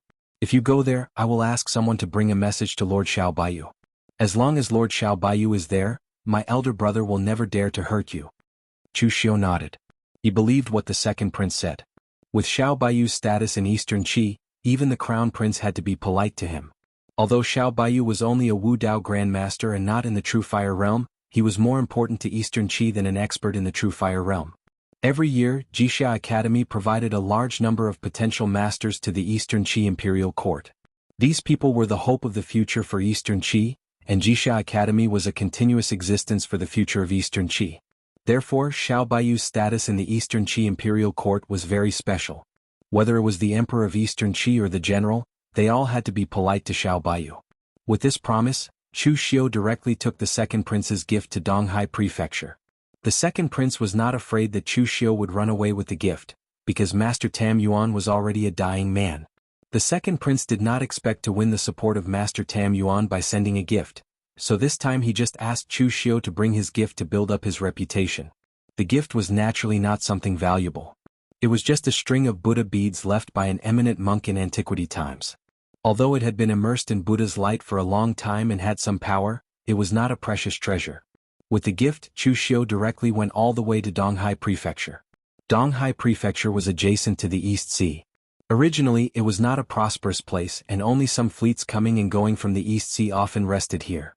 Therefore, the warriors of Eastern Qi and those on the islands of the East Sea were relatively common here. But with the news that Master Tam Yuan was about to return to the Central Plains, many people came to Donghai Prefecture in person, ready to see the glory of Master Tam Yuan, and most of them were warriors of the Buddhism sect.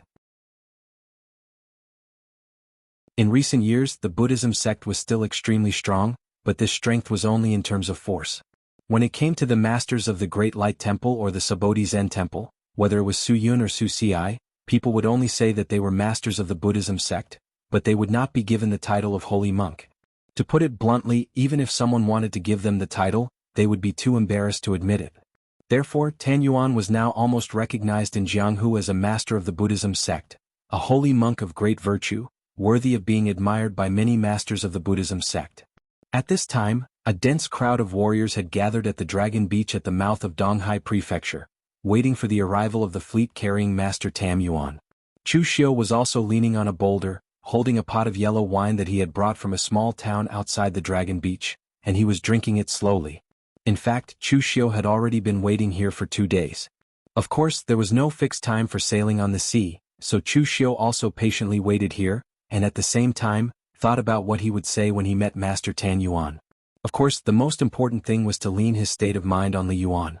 Only the heavens knew what he had said back then that could make a holy monk like great Master Tan Yuan hand over all his knowledge to someone like Li Yuan. Although Chu Xiu did not have the qualifications to comment on Li Yuan's character, at the very least, that fellow could not be considered a good person. Furthermore, although he later became the northern Jinbei king of Eastern Qi, a general who had once turned the tide and led the declining Eastern Qi to defeat the northern Yen, and had a good reputation in Eastern Qi, he was a hero to the enemy. At that time, Li Yuan was worthy of being called vicious and merciless. The people of the northern Yen hated him to the core. While Chu Xiu was deep in thought, there wasn't a single person around him. The closest person to him was over 100 feet away. As the person ranked 6th on the Longhu leaderboard, everyone present naturally knew of Chu Xiu. In Eastern Qi, Chu Xiu's reputation was not that good. News of what had happened in the southwest had not spread so quickly. After all, the southwest was a remote and uncivilized land. Not to mention killing a few people, even if Chu Xiu had massacred a few sects, it would not have been obvious. But now that he had appeared here, some anemophilia heard some news and spread the news of what Chu Xiu had done in the southwest. After all, others might not know about this, but the anemophilia definitely knew. However, the person who spread the news was probably not from Wind Sweeping Tower. Wind Sweeping Tower's anemophilia still had professional ethics and would not have such a cheap mouth. So in this way, everyone also knew that Chu Xiu had actually interfered in the struggle between the Crown Prince and the Second Prince and had begun to stir up trouble in the southwest. This fellow was really not a person who would settle down, so it was better to stay away from him. However, everyone was also a little curious about what Chu Xiu was doing here. Was he also here to welcome Master Tam Yuan? They all knew that Chu Xiu and those filthy people from the Great Light Temple had a lot of enmity with him from the Buddhist sect. In the end, Chu Xiu had come to welcome the Buddhist sect's holy monk, Tan Yuan. This was strange no matter how they looked at it. In particular, there were some Buddhist sect ancient martial art practitioners who came from small temples. They all secretly glared at Chu Xiu. Of course, they only glared at him in secret. They did not dare to glare at him openly. They were not from the Great Light Temple, so they did not have the courage to provoke Chu Xiu. At this moment, a person actually took the initiative to approach Chu Xiu and said in a doubtful tone, "Hey, isn't this Brother Chu? Why have you also come to welcome Master Tam Yuan? I heard that you have a good relationship with those monks. Wait, it's not just a rumor. It seems to be the truth." As this person approached, everyone present immediately began to discuss in low voices. The person who had come to Chu Xiu's side was Sword King City's Fang Qishao. At this moment he was carrying a long sword diagonally. His white clothes were still stained with some wine stains, and his hair was a little messy. It was as if he had just been woken up from his bed. Chu Xiu also looked at Fang Qishao somewhat speechlessly. Why was it him again? Chu Xiu had a deep impression of this talkative sword leader. However, Chu Xiu did not have any enmity towards Fang Qishao. Although his relationship with Sword King City was not very good, Fang Qishao was different. It was difficult for people to really feel enmity towards him. Moreover, during the battle between the righteous and demonic factions on Floating Jade Mountain, Chu Xiu had used Fang Qishao's Karma Sword principle to greatly improve his cultivation of the heaven's sun gazing at air. Therefore in theory he still owed Fang Qishao half a favor. Chu Xiu said faintly, "The Buddhist sect is the Buddhist sect and Master Tam Yuan is Master Tam Yuan. I admire Master Tam Yuan's character, but what does it have to do with the Buddhist sect? Buddha is Buddha, people are people. Some people chant sutras and worship Buddha all their lives, but they do not do many good deeds. Master Tam Yuan is Master Tam Yuan. It has nothing to do with whether he comes from the Buddhist sect or not." Hearing Chu Xiu's words, the Buddhist sect warriors present glared at Chu Xiu. Chu Xiu's words were simply pointing at the mulberry tree and scolding the locust tree. No, it should be said that the Buddhist sect disciples were hypocrites. However, these monks were not stupid. Although they were angry, no one jumped out to argue with Chu Xiu. Chu Xiu also did not care about them. He just looked at Fang Qixiao in surprise and said, "What are you doing here? The 5 major sword sects are not the Buddhist sect. Are you also here to welcome Master Tam Yuan because you admire him?" Fang Qixiao spread out his hands and made a helpless expression. He said, "Master Tam Yuan's character is indeed worthy of admiration. But this kind of thing should be kept in the heart. Why bother to meet him? I can't be bothered to fish for fame." As soon as Fang Qixiao said this, most of the people present looked a little gloomy, because they had indeed come with such a thought. However, Fang Qixiao also directly ignored this group of people and continued to say, "I was having a good time in Eastern Qi's place. With my handsome appearance, the girls of Golden Wind Pavilion were very enthusiastic about me. In the end, before I had a good time, I was called up by the people of the sect. They insisted that I come to welcome Master Tam Yuan and make a wave of reputation. Although I know that I am handsome and irreplaceable, they did not inform me in advance about this kind of thing. This made me very passive." Speaking of this, Fang Qixiao revealed a regretful expression. He shook his head and said, "When I left, the girls of Golden Wind Pavilion and the madam were still chasing after me. Eastern Qi is indeed the hinterland of the Central Plains. The girls here are hot and enthusiastic, much more enthusiastic than the girls in my western regions." Hearing this, Chu Xiu faintly felt that something was wrong. He suddenly said, "Don't tell me you didn't pay them?" Fang Qixiao was stunned and said, "Pay what?" Chu Xiu said in surprise, "Don't you pay when you visit a brothel?" 7th young master Fang said confidently, "When they pulled me in, they kept praising me. For a young master like me who is unparalleled in the world, it's already good enough that I didn't ask them for money. How could I give them money?" At this time Chu Xiu was really shocked. He didn't know how to describe this Fang Qixiao. Was this guy pretending to be stupid or was he really stupid? The third on the Longhu list, the future successor of Sword King City, and a genius swordsman, Fang Qixiao actually visited a tyrant chicken. Who would believe such a thing?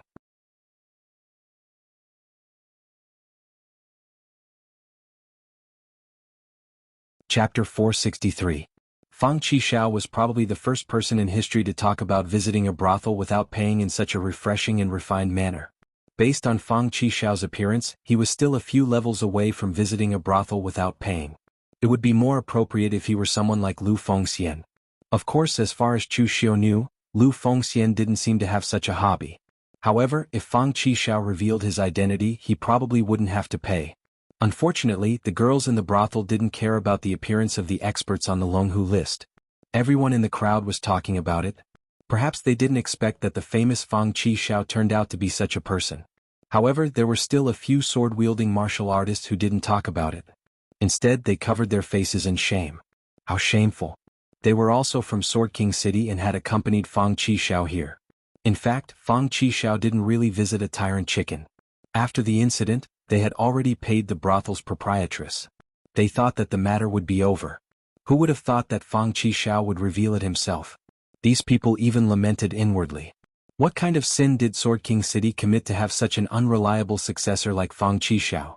Although Fang Qixiao's cultivation in sword principle was indeed the best among the younger generation, the disciples of Sword King City would rather Fang Qixiao be weaker than him.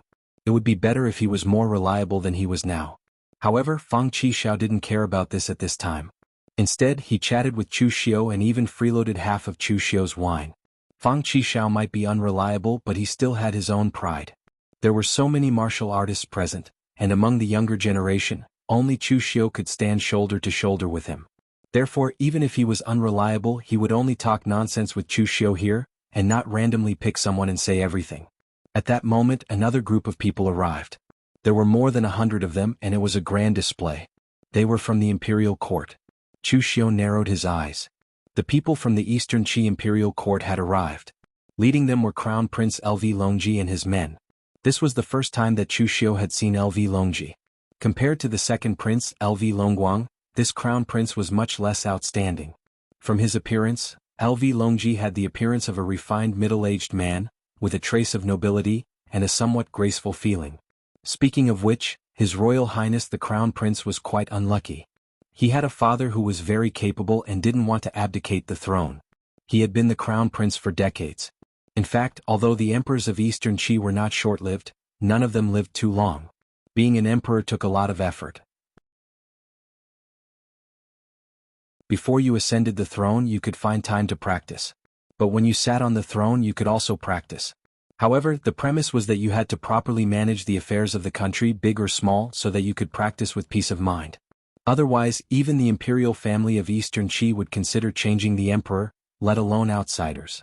Therefore, no matter how strong the emperors were when they ascended the throne, they basically worked too hard in the later stages. Even if they took some elixirs to prolong their lives, the effect was not great. In the end, LV Haochang's ability was SOSO. He just happened to meet the requirements of being an emperor. Although he did not make any great contributions, he did not destroy the country. Moreover, with his ability, he could not do it even if he wanted to work his heart out. So, in this way, LV Haochang, who was relieved, lived a long life. On the contrary, he caused his sons to suffer a bit. Of course, from Chu Xiu's point of view, Lu Longji was not only unlucky, but his ability was also limited. He had hung the title of Crown Prince for so many years, but in the end, he didn't distance himself from the other princes. Even the second prince, LV Longguang, was almost on equal footing with him.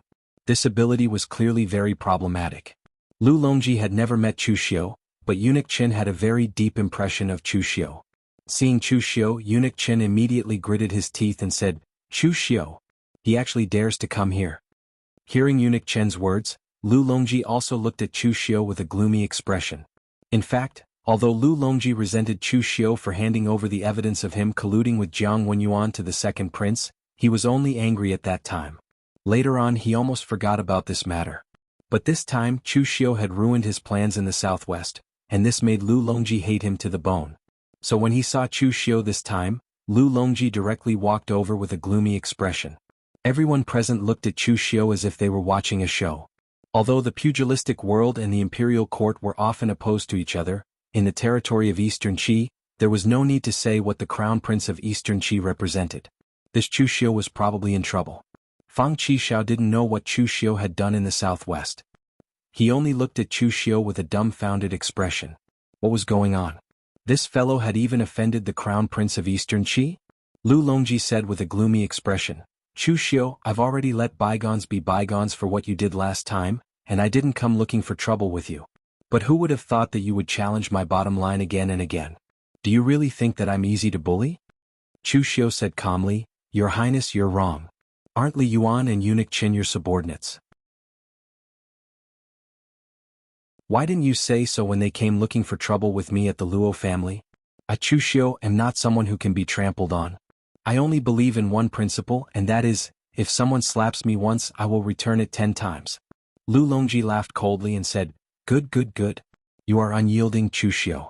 But I want to see how unyielding you, Chu Xiu, can be." As soon as he finished speaking, Lu Longji wanted his subordinates to attack Chu Xiu. If Chu Xiu was still with the second prince, or he was out of Eastern Qi, Lu Longji really couldn't attack Chu Xiu. But now Chu Xiu was alone. What was there for Lu Longji to be afraid of? Even if someone said that Lu Longji was stingy and deliberately retaliated, Lu Longji wanted to vent his anger today. But at this moment, a faint voice came from behind Lu Longji. "Your Highness, His Majesty asked us to come here today to welcome Master Tam Yuan. How can you attack here? I don't care about the personal grievances between you and Chu Xiu in other places, but today His Highness can't attack here." Xiao Baiyu, dressed in white, stood in the crowd of the Crown Prince. As soon as he spoke, those who were about to attack all stopped there. They knew Xiao Baiyu's position in Eastern Qi, and his words were more effective than the Crown Prince's. Lu Longji's face darkened and he frowned. "Your Excellency, I know it's not appropriate to welcome Master Tam Yuan to see blood, but I don't have to kill Chu Xiu today. I just want to teach him a lesson." Xiao Baiyu shook his head and said, "No means no. If your Highness wants to attack, I won't stop you, but I will report what happened today to His Majesty." Hearing this, Lu Longji immediately became a little listless. Xiao Baiyu's position in Eastern Qi was not ordinary. Because of this, he actually didn't take sides in the succession of the throne. Even if this time the second prince used a favor to ask Xiao Baiyu to help him temporarily, it was just a help, and it had nothing to do with the choice of the throne. Therefore, the Emperor of Eastern Qi, Lu Haochang, trusted Xiao Baiyu very much. If Xiao Baiyu spoke ill of the crown prince in front of Lu Haochang, it was more effective than 100 words from others. Lu Longji glared at Chu Xiu fiercely, and directly turned to leave with his people. Since Xiao Baiyu came forward to protect Chu Xiu, he dared not offend Xiao Baiyu because of this, which was not worth the loss. After the crown prince left, Chu Xiu cupped his hands to Xiao Baiyu and said, "Thank you for your help, Grand Chancellor." Xiao Baiyu looked at Chu Xiu, shook his head and said, "You're welcome. I just returned the favor." Xiao Baiyu looked at Chu Xiu and was a little speechless. It was the first time for him to see such a murderous young man. It was a miracle in Jianghu that Chu Xiu could go all the way to the present without being killed halfway. Of course, at this time, Chu Xiu also felt a little strange when he looked at Xiao Baiyu, because he found that Jixia Grand Chancellor seemed to owe favors everywhere. Last time, Xiao Baiyu saved Yan Tingting from him because he owed Yan Huainan a favor. And this time, Xiao Baiyu helped him because he owed a favor to a Wu Dao Grand Master on the side of the second prince. Favors were the most difficult to return. For example, Xiao Baiyu now. As long as someone asked, unless he had decided to be shameless, he must return the favor. Therefore in Jianghu Chu Xiu rarely owed favors. Most of the time he let others owe him favors.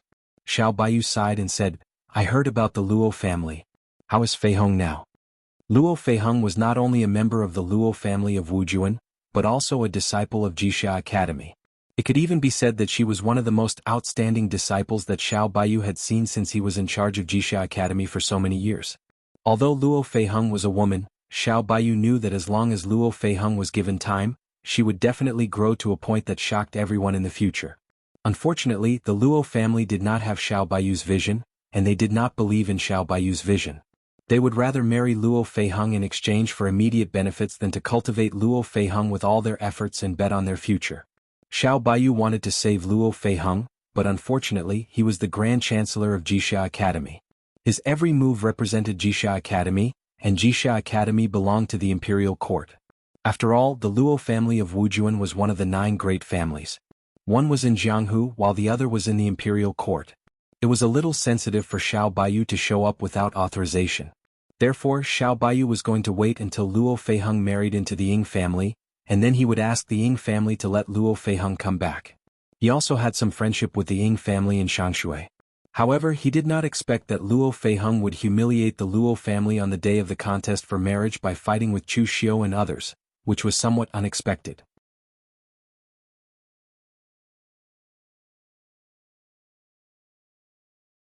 Chapter 464. Knowing that Luo Fei Hong was no longer in danger, Xiao Baiyu breathed a sigh of relief and said, "Maybe this is also a good home for Fei Hong. The Luo family has restrained him too much. At this time, Fei Hong is the real Fei Hong." After that, Xiao Baiyu also returned to the imperial court. After all, he also came on behalf of the imperial court this time. It was not good to stay with Chu Xiu for too long. Fang Qishao came up and said, "Are you familiar with Xiao Baiyu of Jixia Learning Palace? This person is really a character." The Lord of Sword King City said that Xiao Baiyu alone is equivalent to a sect.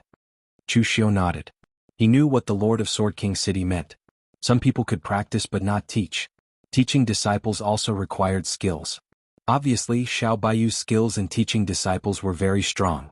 However, after Fang Qishao finished speaking, he raised his head proudly and said, "But teaching disciples also depends on the person.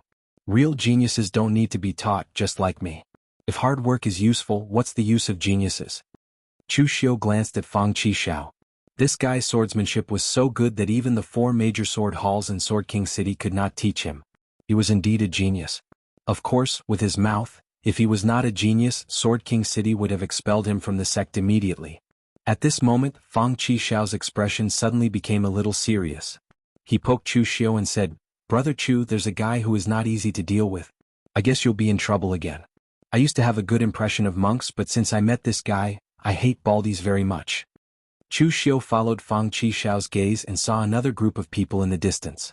Although there were only a dozen people, Buddhist monks bowed their heads to them wherever they passed. In fact, there should have been 2 groups of people. Among the dozen or so people, only one was a young man. The others were all old monks. They were all wearing loose gray Zen robes. They didn't have kasayas and they seemed very casual. These monks were generally older and their strength was not weak. The weakest among them was at the unity of nature state, and the 2 leaders were actually martial Dao masters of the real pellet state. These old monks were from the South Buddhist sect's Subodhi Monastery. Compared to the Great Light Temple, the Subodhi Monastery was much more low-key. The Temple of Great Light trained their physique, while the Subodhi Zen Monastery trained their dharma. Therefore, the Subodhi Zen Monastery had stricter requirements for their disciples. Only when their attainments in dharma had reached an extremely profound realm would they be considered an official disciple of the Subodhi Zen Monastery. Therefore, after all these years, the number of people in the Subodhi Monastery never exceeded 1,000, but there was not a single mediocre person. This time, Subodhi Zen Monastery sent 2 martial Tao Grand Masters to welcome Master Tan Yuan, which could be considered as giving him a lot of face. Although only one person from the Great Light Temple came, this person's weight was no less than the dozen people from the Subodhi Monastery. This was because the person who came was the most outstanding disciple of the Great Light Temple of this generation. He was known as the genius of the Great Light Temple in thousands of years, the second on the Longhu list, Wisdom King, Zhong Xian. This was the first time Chu Xiu had seen this famous genius of the Longhu list. Compared with Fang Qishao, this Wisdom King Zhong Xian was more handsome than Fang Qishao. This Wisdom King Zhong Xian, who was famous in the Jianghu, looked very young. He was not very handsome, but he was extremely masculine. His face and body, every contour seemed to be chiseled and chiseled. In particular, Zhong Xian's eyes contained a Buddhist light, as if he was really a Buddha from heaven. It made people unable to see any emotions hidden behind the Buddhist light, as if he was really a walking statue of Buddha. Zhong Xian's attire was also very strange. He only wore a pair of monk's pants and his upper body was bare. The color of his muscles looked like they were cast from brass or gold. The strangest thing was the huge prayer beads hanging around his neck. Each prayer bead was as big as a baby's head, and all sorts of Sanskrit were written on them. It looked very mystical. Fang Qishao's expression was serious, which was rare for him. He said, "This guy is a freak. I suspect he doesn't have any emotions at all. How did the Great Light Temple cultivate such a monster? In any case, I really don't like this guy. It seems like you've offended quite a number of monks. I have a feeling that this guy, Zhong Xian, will come looking for trouble with you. You'd better pray for yourself. Monsters can only be dealt with by monsters. In the Jianghu, the only person who can deal with a monster like Zhong Xian is that guy, Zhang Qingxin. That guy is also a monster. Have you ever seen a normal person born with tattoos?" After saying that, Fang Qishao even moved to the side silently. This surprised Chu Xiu. This was the first time he had seen an existence that could make someone like Fang Qishao so fearful. Fang Qishao was ranked 3rd on the Longhu leaderboard, while Zhong Xian was ranked 2nd. No one knew if the two of them had fought before. However, looking at Fang Qishao's reaction, he should have fought with Zhong Xian before and even suffered some losses. Otherwise, he would not have been so fearful of Zhong Xian. Zhong Xian looked in the direction where Fang Qishao and Chu Xiu were. Of course, he was mainly looking at Fang Qishao. His eyes were covered by a layer of Buddhist light, and the expression on his face was like a statue. There was no change at all, so no one could read any information from his eyes, be it kindness or malice. "Fang Qishao, you're here too," Zhong Xian said calmly. Zhong Xian said faintly. His voice was hoarse like metal rubbing against metal. However, his tone was extremely calm and no emotions could be heard from it. Fang Qishao snorted coldly and said, "Why? Can't I come?" Zhong Xian did not say anything else. He was not here to find trouble with Fang Qishao, but to welcome Master Tam Yuan on behalf of the Great Light Temple. With his personality, he would not be able to distinguish between good and evil. It was only because Fang Qishao had fought with him before, and Fang Qishao's strength had gained his recognition that he took the initiative to greet Fang Qishao. There was no special meaning to it. It was just out of etiquette, and it was etiquette that Zhong Xian himself thought was etiquette. At that moment, a Buddhist sect warrior suddenly pointed at Chu Xiu and said, "Masters of Subodhi Zen Monastery and senior brother Zhong Xian, this Chu Xiu has insulted our Buddhist sect. He said that we only read Buddhist scriptures and do not do good deeds, and that we are hypocritical. We are not strong enough, so we dare not argue with him. Now that Masters and senior brother Zhong Xian are here, please seek justice for our Buddhist sect." Upon hearing this, the disciples who were not from the Buddhist sect raised their eyebrows. Another complaint? This was what the Buddhist sect was good at. Actually, compared to the Taoist sect, most of the Buddhist sects were more united, other than the Zen sect and the Tantric sect, which had some differences and conflicts between them. A small monastery would invite a monk from a big monastery to preach, while a monk from a big monastery would invite a monk from a small monastery to attend the ceremony. This was very normal. Therefore, it was widely recognized in the underworld that Buddhist sect warriors were not to be trifled with. If you offended a monk from a small monastery, who knew what kind of people would be involved in the aftermath? The reason why Chu Xiu had a grudge with the Great Light Temple was actually because of this situation. It was because he had killed Zen Master Heng Shan during his mission, which resulted in so much hatred. On the other hand, the Taoist sect was much more normal. You cultivate your Dharma and I comprehend my Tao. The Taoist sect had 3,000 Dharma, and everyone did their own thing. Everyone did not interfere with each other and there were not many implications. Anyway, as long as one sect was not destroyed, the orthodoxy would not be destroyed. What was the point of doing so many useless things? Therefore, in comparison, the people of the underworld were somewhat dissatisfied with the Buddhist sect's tradition. They thought that the Buddhist sect was too protective of their own. Now that the Buddhist sect disciple had come out to complain, this also made the eyes of Subodhi Zen Monastery and Zhongshan look at Chu Xiu. The few old monks from Subodhi Zen Monastery frowned. They were all older generations of underworld warriors, so they did not pay much attention to the new generation of underworld elites like Chu Xiu. However, the high monks from Subodhi Zen Monastery were good at maintaining their composure, so they did not need to be overly entangled with a junior warrior like Chu Xiu. Moreover, they were here to welcome Master Tam Yuan. If they were to make a move now, they would be ruining the Buddhist sect's own reputation. Therefore, these few monks from Subodhi Zen Monastery did not question Chu Xiu or anything. Instead, they glared at the monk who had complained, signaling him not to cause trouble. However, at that moment, Zhongshan suddenly said, "You're Chu Xiu?" The Chu Xiu who killed the Great Light Temple's Vajra Monastery disciple and consecutively defeated several Great Light Temple disciples on Floating Jade Mountain? Chu Xiu raised his eyebrows and said, "Why? You want to seek justice for them? The Great Light Temple sure has many talents. If one couldn't win, then a second one came." In the end, even Wisdom King Zhongshan, whose name has shaken the underworld, showed up. "I'm very curious who will come next." Zhongshan's tone did not contain any emotion. He only said in a narrating tone, "Justice is fought for by oneself, not by others. Even if they beg me, I won't help them. However, I'm a disciple of the Great Light Temple, so I can't just watch my fellow disciples suffer. This isn't seeking justice, it's just a formality." As soon as he said that, before anyone could react, Zhongshan suddenly moved. Strong winds howled and the ground collapsed. His entire body shone with Buddhist light, and the Wisdom King seal fell. It was as if he really had the might of a Wisdom King descending into the world, shocking the world. Zhongshan's sudden attack was something that Chu Xiu did not expect, and it was something that no one present had expected as well. It was too sudden. Zhongshan's way of thinking seemed to be somewhat different from normal people. Any rules or things like face were useless to him. He simply used his own way of thinking to deal with any problem without any emotion. Just like what Fang Qishao said, this person was a freak. It was clear that he did not want to seek justice for his fellow disciples of the Great Light Temple, but because he was a disciple of the Great Light Temple, he had to attack Chu Xiu as a matter of routine. It had nothing to do with his reputation, but he was unusually decisive.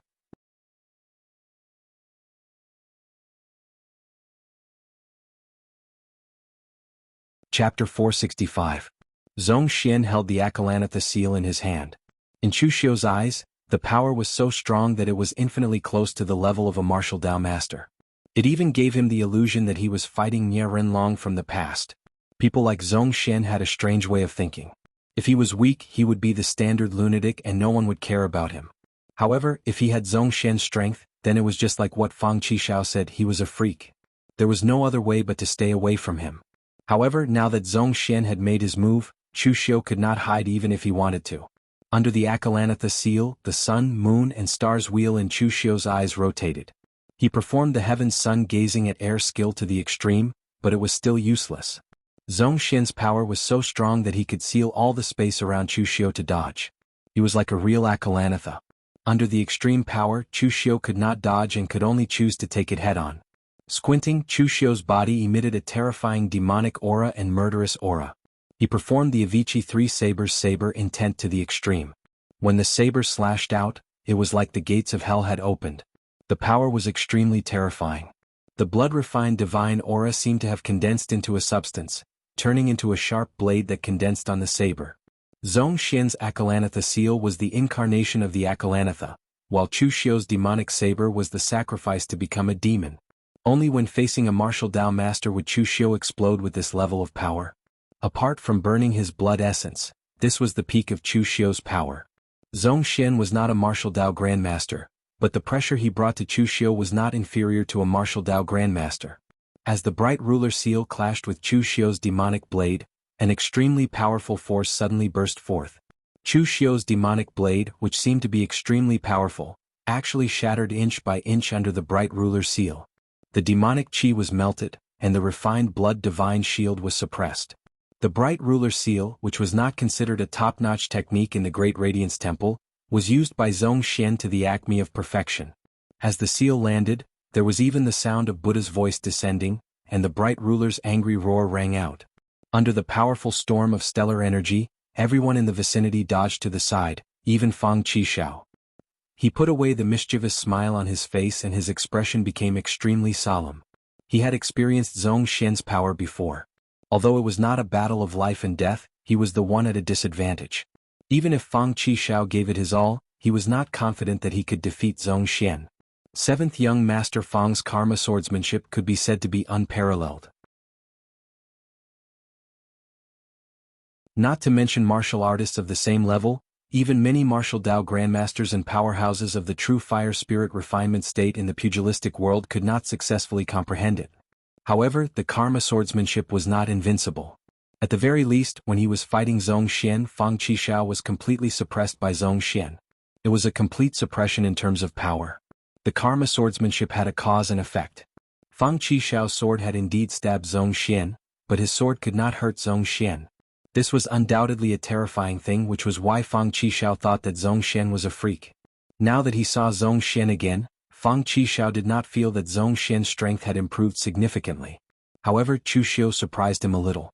Previously, when Chu Xiu fought with Fang Qishao on floating Jade Mountain, Chu Xiu had only displayed his equally mysterious karma swordsmanship. It was only now that Fang Qishao realized that Chu Xiu's power was also extremely terrifying in a head-on confrontation. Unfortunately, Chu Xiu's opponent was Zhong Xian, an existence that even Fang Qishao called a freak. In the fierce collision, Chu Xiu's demon saber collapsed, and he could not help but retreat step by step. With every step he took, the ground under his feet would explode and form a pit that was several feet wide. After retreating more than 10 steps, Chu Xiu's face turned pale, and even his internal organs could not withstand the powerful force. It was an extremely pure and powerful force. Zhong Xian's expression did not change at all, but the Buddhist light in his eyes grew stronger. He stared at Chu Xiu and his movements paused for a moment. This might be Zhong Xian's expression of surprise. He was surprised that Chu Xiu could actually block his seal. However, Zhong Xian dropped another seal. This time, the Buddhist light that filled the sky condensed into a Dharma idol that appeared behind Zhong Xian. It was surrounded by Buddhist flames and it glared angrily. The angry Akalanatha seal. The Buddhist light burned the world, and as the angry Akalanatha seal fell, the surrounding air began to ripple. The chi of heaven and earth was stirred up, and this overbearing force could not tolerate any foreign things. Chu Xiu roared angrily, and a powerful aura emerged from his body. All the gang chi condensed into one, and he was as immovable as a mountain, invincible. Under the Dugu seal, the stellar energy shield around Chu Xiu's body seemed to have condensed into a solid form. However, under the enraged Akala seal, the stellar energy shield shattered with a loud bang. It did not even manage to resist for a breath of time. However, at the moment when the gang chi shield shattered, all the killing intent around Chu Xiu condensed to the extreme, and even the last trace of clarity in his mind was swallowed by the boundless killing intent. There was nothing in the world that could not be killed.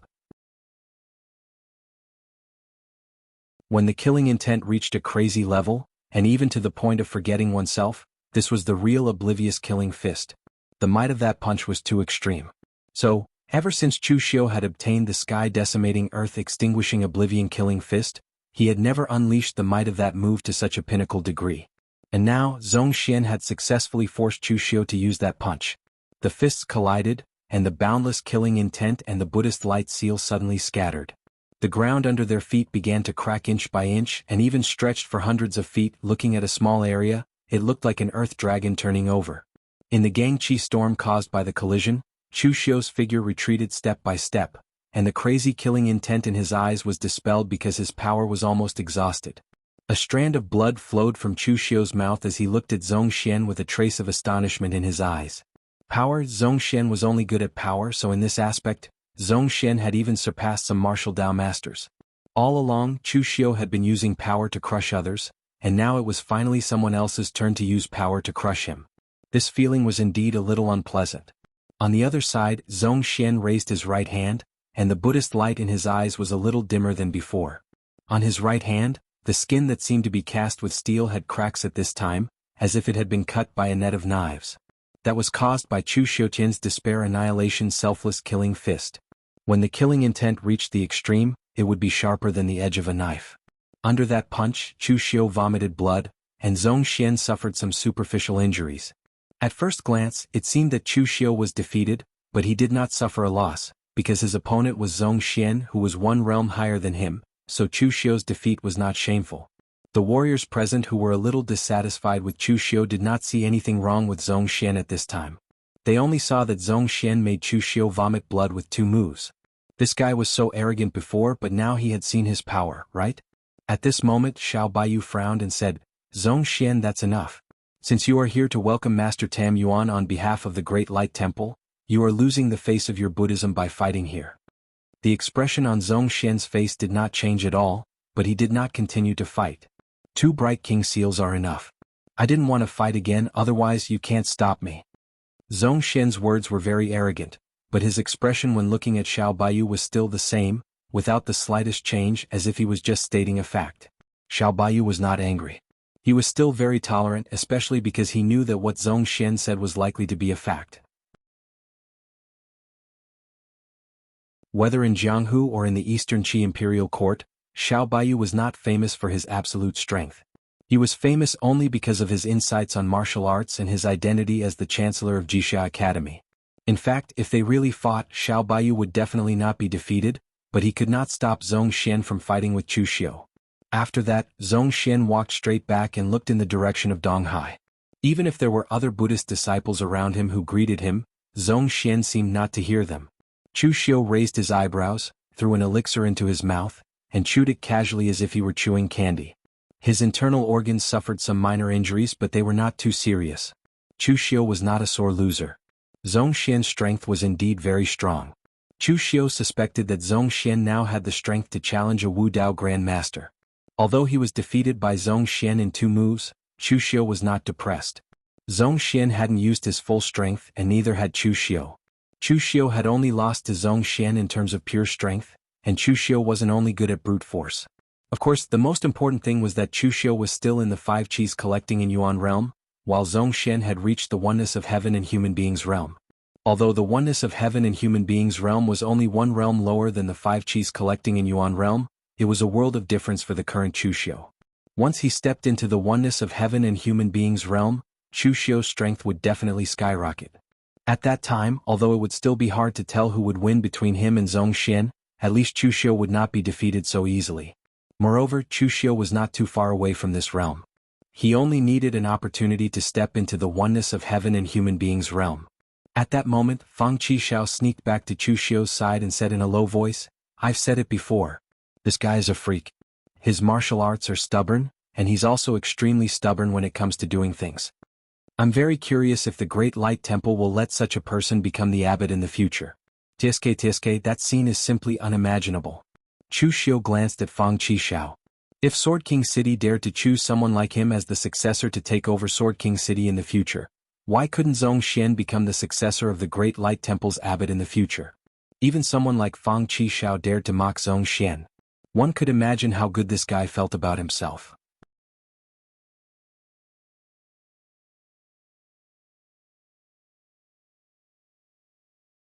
Chapter 466.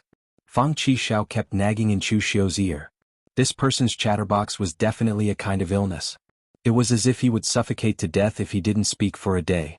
Chu Xiu was also annoyed by his nagging, so he suddenly said, "I have seen Zhong Xian's strength. It is indeed terrifying. Now I am not as good as him. What about Zhang Qingjin, who is ranked first on the Longhu list? Have you ever fought with him? Did you win or lose?" Fang Qishao was suddenly stunned by Chu Xiu's question, and then his expression became listless. He snorted and said, "Anyway, they are all monsters. However, that guy Zhang Qingjin is easier to talk to than Zhong Xian.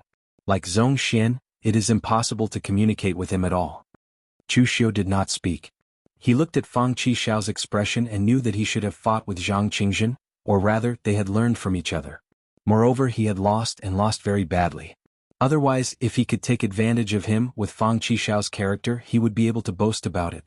Speaking of Zhang Qingjin, Chu Xiu also seemed to have noticed that this time, when they came to welcome Master Tam Yuan, there was not even a martial artist from the 4 major Taoist sects present, let alone the people from the 4 major Taoist sects. However, when he thought about it, it was normal. After all, Master Tam Yuan was a Buddhist holy monk. The contradiction between Taoism and Buddhism had always existed. Even if Master Tam Yuan was now a famous Buddhist holy monk in Jianghu, no one from the Taoist sects would come to welcome him. Otherwise, wouldn't it be destroying their prestige? Therefore, for this matter, the Taoist sects simply pretended not to know anything. From the beginning, not even a single person came. Just as everyone was waiting bitterly on the dragon-facing beach, a huge ship broke through the waves in the distance. There was even a lifelike giant whale embroidered on the sail. The giant whale was the symbol of the Cetacean Society, the largest chamber of commerce among the dozens of islands in the Eastern Sea. The Cetacean Society traveled between Eastern Chi and the Eastern Sea.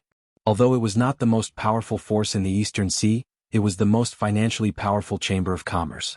At this moment, on the bow of the giant ship, an old monk stared at a piece of land that looked like a black line. His eyes revealed a complicated and nostalgic expression. This old monk was really old. His eyebrows and beard were already gray, and the wrinkles on his face looked like they could squash a fly. He was wearing an ordinary gray monk's robe, which was also patched up. The only thing on his body that was relatively eye-catching was the string of Buddhist beads hanging around his neck. The surface was incomparably brilliant, and the Buddha's aura was naturally produced. At first glance, one could tell that it was not an ordinary item. This old monk was the famous Vedanta of the Buddhist sect, who was regarded as a Buddha by the entire Eastern Sea, holy monk Tan Yuan. At this moment, looking at the land of Eastern Chi, Master Tam Yuan's heart was stirred. There were countless emotions in his heart, but in the end they all turned into a long sigh. He left home when he was young and returned when he was old. When Master Tam Yuan left Eastern Chi, he was not young anymore. When he returned, he was not old, but he was already dying. In fact, Master Tam Yuan was not too old. He had just passed 100 years this year. A martial Tao master's lifespan was 300 years. Even if Master Tam Yuan had only stayed in the true fire spirit refinement state for a day, it was not a problem for him to maintain the 300 years of lifespan of a martial Tao master. However, it was a pity that Master Tam Yuan had been spreading Buddhism in the Eastern Sea all these years, dispelling hostility and hatred. He had also fought with many people, and sometimes he even fought against a large force alone. For a long time, his body was full of internal injuries. Although he still retained the strength of a martial Tao master, his lifespan was close to exhaustion. Master Tan Yuan was a martial Tao grandmaster, yet he ended up in such a state. In the eyes of outsiders, it didn't seem worth it, but in Master Tan Yuan's eyes, he had never regretted it. There must be something in life that was worth persevering for. In the past, when Master Tam Yuan was middle-aged, he went overseas to spread Buddhism and dispelled hostility and hatred. At that time, even Master Tam Yuan himself was very confused. A person had 100 years of life, and the first half of Master Tam Yuan's life was very mediocre. His martial arts aptitude was mediocre, and his Buddhism aptitude was mediocre. He was born in a small temple, and perhaps he would spend the rest of his life like that. But for some reason, even Master Tan Yuan himself did not know why he had suddenly come up with the idea of crossing the sea east back then. Perhaps it was a moment of impulse, or perhaps it was a thought that he had hidden deep in his heart for many years. Now that several decades had passed, although the overseas region had yet to be completely bathed in the Buddhist Dharma, there were already temples of various sizes built. Originally, the various islands would fight to the death because of the conflict of interests, and many of the enmity had been resolved by him. Monk Tan Yuan, who was unknown in the past, had also become the current holy monk Tan Yuan. Lowering his head and sighing, Master Tam Yuan took out a jade slip from his bosom and played with it. This was something given to him by his good friend, Taoist Tian Shu of the East Sea Lingao Island, to help him find a disciple. In fact, when it came to martial arts, Master Tam Yuan was not too obsessed. Martial arts was the way to stop war. It was not that Master Tam Yuan had not killed people before, but the number of people he had saved was 10 times or even 1,000 times more than the number of people he had killed. Therefore, when he was in the East Sea, Master Tam Yuan had not had the time to find a disciple. It was only now that he realized that he did not have much lifespan left, that he had the idea of looking for a successor. With Master Tam Yuan's reputation in the East Sea, it was very easy for him to find a disciple, but unfortunately he was not satisfied with any of these people. Master Tam Yuan did not have high requirements for a disciple. It did not matter if the other party was not a monk, they could be a disciple of another sect or even a Taoist priest. However, Master Tam Yuan's only hope was that his martial arts could be used to save people, not to kill. Good and evil were not things that could be seen just by looking at one's reputation and appearance. Sometimes, a great evil person's benevolence could save thousands of people. As for the young martial artists in the East Sea, Master Tam Yuan could only see their dedication to martial arts, and the so-called good and evil were put at the end. Therefore this time, Master Tam Yuan was prepared to return to his roots in the Central Plains and choose a disciple at the same time. Unfortunately, there was not much time left for him. Therefore, even though the Central Plains was a place of outstanding people, there was not much time left for him to choose a test. Therefore, Tan Yuan asked Taoist Tian Shu for such a jade slip. Tian Shu Taoist was a rogue cultivator in the East Sea on Lingao Island. He was very famous. Although he had the cultivation of a martial arts grandmaster, he was really famous for his divination skills. It was strange for a monk to become friends with a Taoist priest, but Master Tam Yuan and Tian Shu Taoist were good friends. They exchanged and chatted together, and never had any differences between Taoism and Buddhism. You are you, Buddhism is Buddhism, and Taoism is Taoism. They had no relationship, so it could be said that they could see through each other very clearly. Knowing that his old friend did not have long to live, Tian Shu Taoist was also very sad. Therefore he used his strongest power to divine a disciple who met Master Tam Yuan's requirements, and gave him 4 comments. Every road is covered by a canopy, and it is difficult to guard a hidden dragon's heart. The finishing touch gathers the wind and clouds, like a moth darting into a flame to turn the tide. The meaning of the comments was very obvious. This time, the disciple that Master Tam Yuan wanted should be from the imperial court.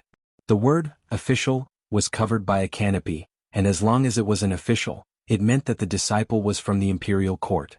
This time, when Master Tam Yuan stepped into the Central Plains, he would definitely meet a martial artist from the imperial court. The hidden dragon's heart was difficult to guard. A hidden dragon's heart referred to the fact that the other party was still a hidden dragon, and he was not famous.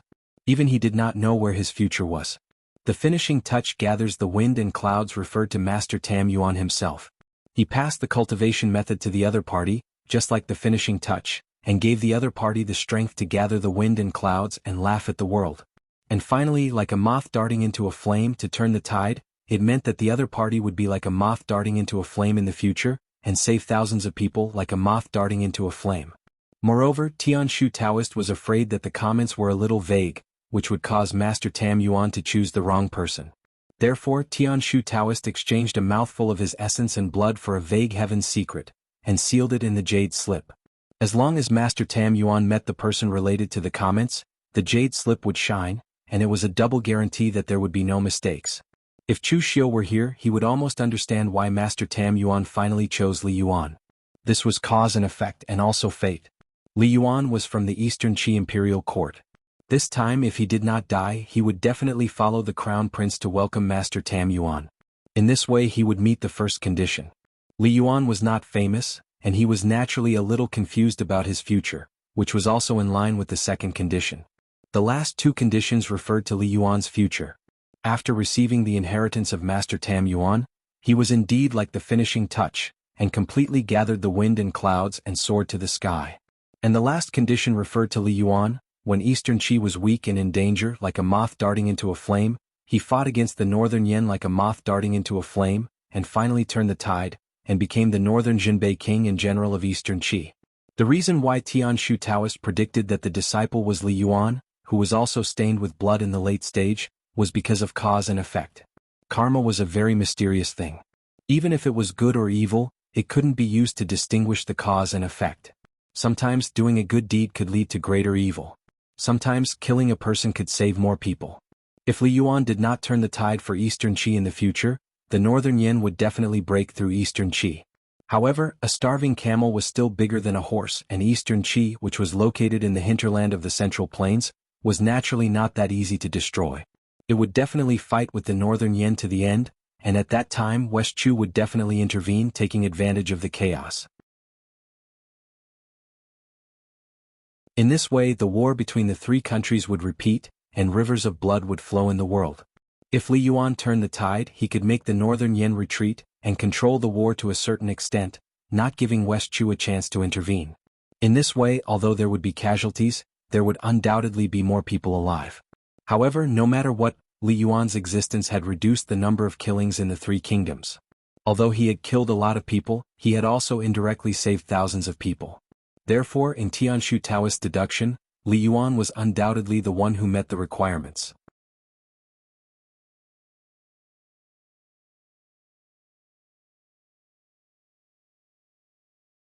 Chapter 467. While everyone on the shore was waiting anxiously, the Cetacean Society's warship was about to reach the shore. At this time, a well-dressed middle-aged man walked behind Master Tam Yuan and whispered, "Master, we're almost there." Master Tam Yuan turned around and smiled, "Master Long, sorry to trouble you." The middle-aged man hurriedly said, "Master, please don't say that. If it weren't for you in the past, the Cetacean Society would have been annexed by the East China Sea's three evil islands. Master Long has been protecting the East China Sea all these years, reducing the number of killings in the East China Sea. It's a pity that good people don't live long. Now that you're leaving, I'm afraid the East China Sea won't have many peaceful days." At this point, the middle-aged man's eyes turned red and he looked sad. This middle-aged man was the Cetacean Society's leader, Long Tianying. He was considered a figure in the East China Sea.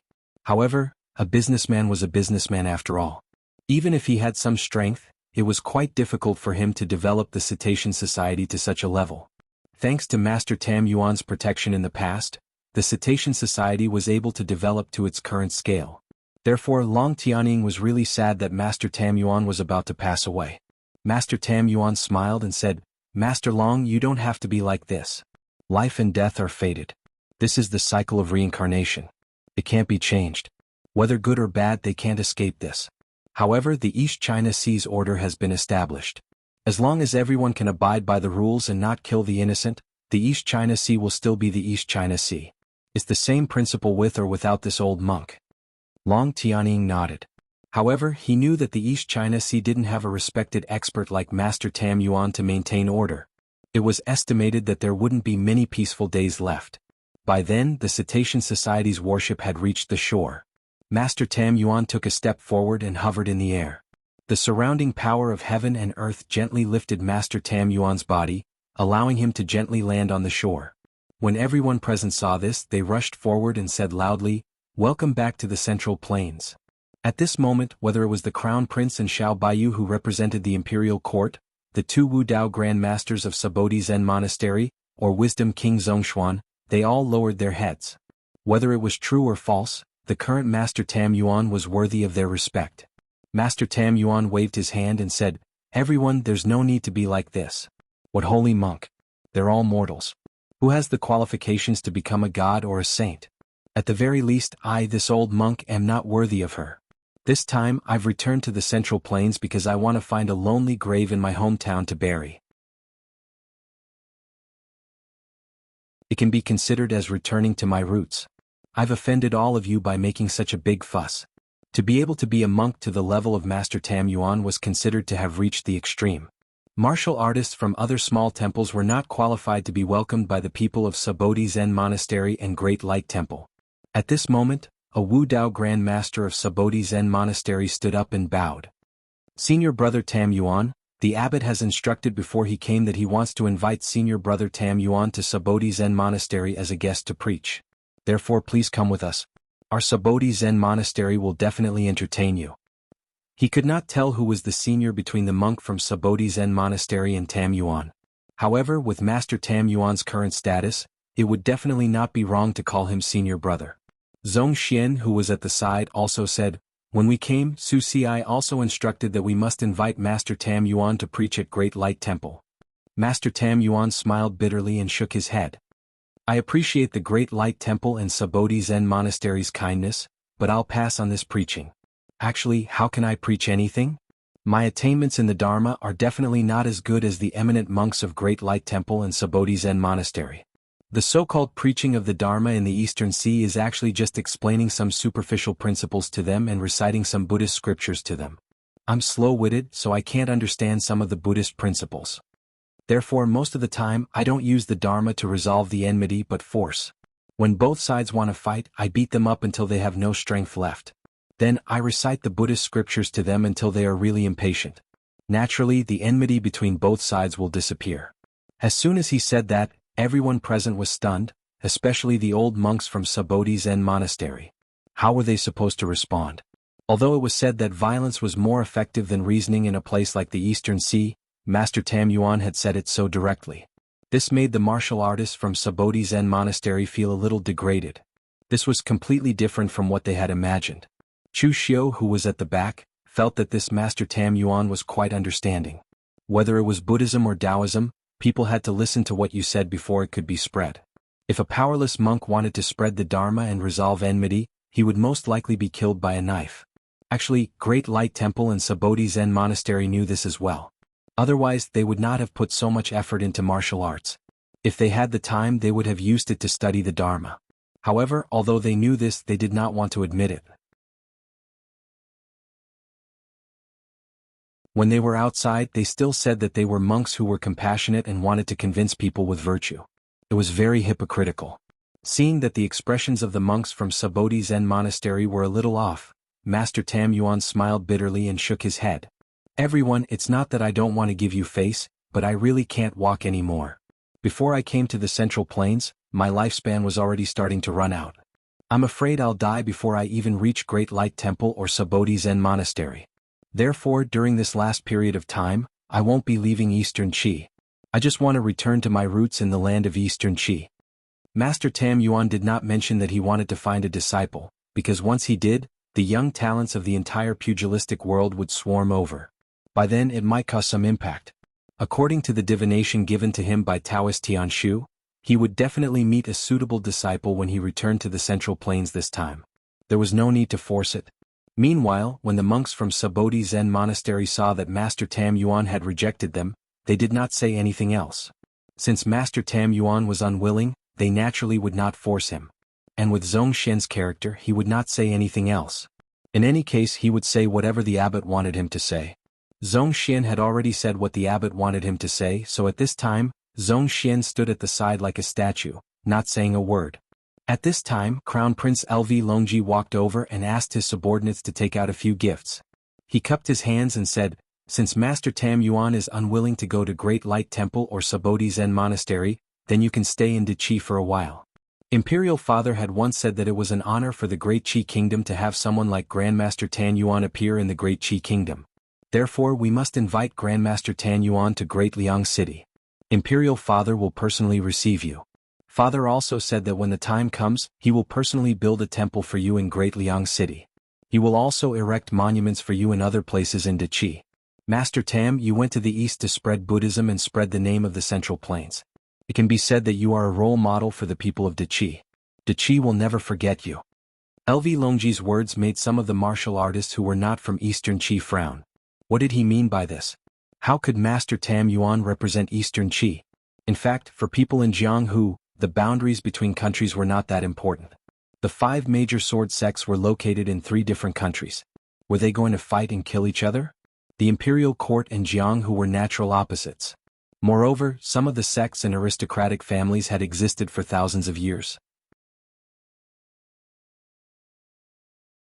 At that time there were no countries like Eastern Qi and Northern Yan. Master Tam Yuan was speechless by LV Longji's enthusiasm. In fact, his return to the Central Plains this time was simply to return to his roots. He wanted to find a disciple to inherit his martial arts. Everything would be perfect.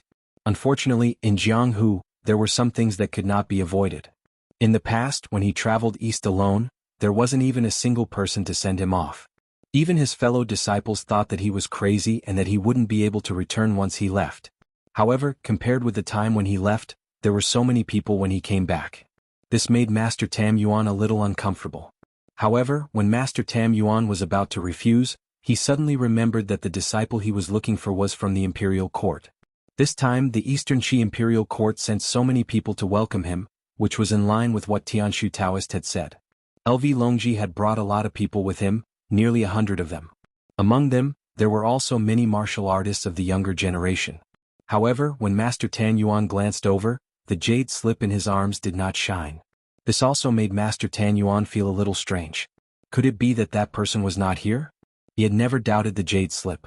This was the secret of heaven condensed by his old friend Tianshu Taoist with a mouthful of essence and blood. It was absolutely impossible for it to be wrong. But at this moment Chu Xiu squeezed to the front, took out a box and handed it to Master Tam Yuan, saying, "Master Tam Yuan, I am Chu Xiu. I am here to welcome Master Tam Yuan on behalf of the second prince. The second prince can't come because of something, but he asked me to bring a gift. Please don't take it to heart, master." Seeing Chu Xiu suddenly intervene, LV Longji's face suddenly became extremely gloomy. He should have taught Chu Xiu a lesson regardless of Xiao Baiyu's face. He had not thought about why Chu Xiu would appear here before. It was not until now that he realized that Chu Xiu was here to help his second brother build his reputation. This time, it was his privilege as the crown prince to welcome Master Tam Yuan. He did not expect that his second brother did not even want to let go of this opportunity and specially sent someone to make trouble for him. However, at this time, no one noticed that Master Tam Yuan looked at Chu Xiu with a strange look in his eyes. Because when Chu Xiu approached the jade slip in his arms, it shone with a glimmer of light. Although it was only a very weak glimmer, it did shine because of Chu Xiu's approach.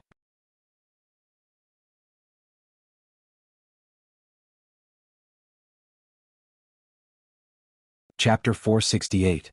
The jade slip glowed, which meant that Master Tam Yuan had met the right person. However, Master Tam Yuan did not say anything because he still had some doubts. The glow of the jade slip was too weak. It could only be called a glimmer, not a glow at all. Could it be that Tianshu Taoist had used the wrong words? As long as the jade slip glowed, it meant that he had met the disciple he wanted instead of the glowing jade slip as he had imagined? At this time, Master Tam Yuan did not know that Tianshu Taoist had said that the jade slip would glow when it touched the existence related to the disciple he had predicted. If Li Yuan were here, the jade slip would definitely shine brightly, and there would be no doubt about it. But now that Li Yuan was dead, there was no one in the world who could make the jade slip shine brightly. So now, who was the closest person to Li Yuan in terms of karma? It was not even Li Yuan's parents, but Chu Xiu who had killed Li Yuan. In this way the jade slip glowed after touching Chu Xiu, although it was only a weak glow. Because the glow was too weak, Master Tam Yuan was not sure about Chu Xiu. He took the box from Chu Xiu and said in a low voice, "May I ask what is your official position under the second prince, Chu?" Chu Xiu shook his head and said, "Master Tam Yuan, you misunderstood. Although I am here on behalf of the second prince, I am not from the Eastern Qi Imperial Court. I am the Guanxi penal officer of the Guanzhong torture room." Hearing this, Master Tam Yuan frowned slightly. He was not from the Imperial Court? Could it be that there was something wrong with the jade slip? Moreover, Master Tam Yuan had been away from the Central Plains for decades. His impression of the Guanzhong torture room was still the time when Chu Kuanga had just become famous in Jianghu. At that time, although the Guanzhong torture room had an outstanding figure like Chu Kuanga, it was only Chu Kuanga who was famous, not the whole Guanzhong torture room. At this time, the leader of the Cetacean Society, Long Tianying, also got off the boat and stood respectfully behind Master Tam Yuan. Long Tianying's Cetacean Society traveled between the East Sea and the Central Plains of Eastern Qi. They were very well informed about the Central Plains during their trade. They were almost the same as the warriors of the Central Plains. Therefore, Master Tam Yuan immediately sent a voice transmission to inquire about the Guanzhong torture room and Chu Xiu. Hearing this, Long Tianying was stunned. Although he was a little puzzled as to why Master Tam Yuan wanted the news of Chu Xiu, since Master Tam Yuan asked, Long Tianying immediately told Master Tam Yuan everything he knew truthfully. After listening to it, Master Tam Yuan also frowned. After thinking about it, Chu Xiu was somewhat similar to the image in the comments, but it was also not the same. However, after thinking about it carefully, it made some sense. Lu Feng's two mouths were covered by the imperial canopy. This was the word, official. When it was mentioned, Master Tam Yuan subconsciously thought that the other party was someone from the imperial court. It should be said that this was everyone's subconscious reaction. However, now that Master Tam Yuan realized that the comments were only the word, official, and not the imperial court, It seemed that one could also be an official without being in the imperial court. For example, Chu Xiu's current position was the Guanxi penal officer, which corresponded with the word official. As for the hidden dragon in the abyss, it was difficult to abide by the rules.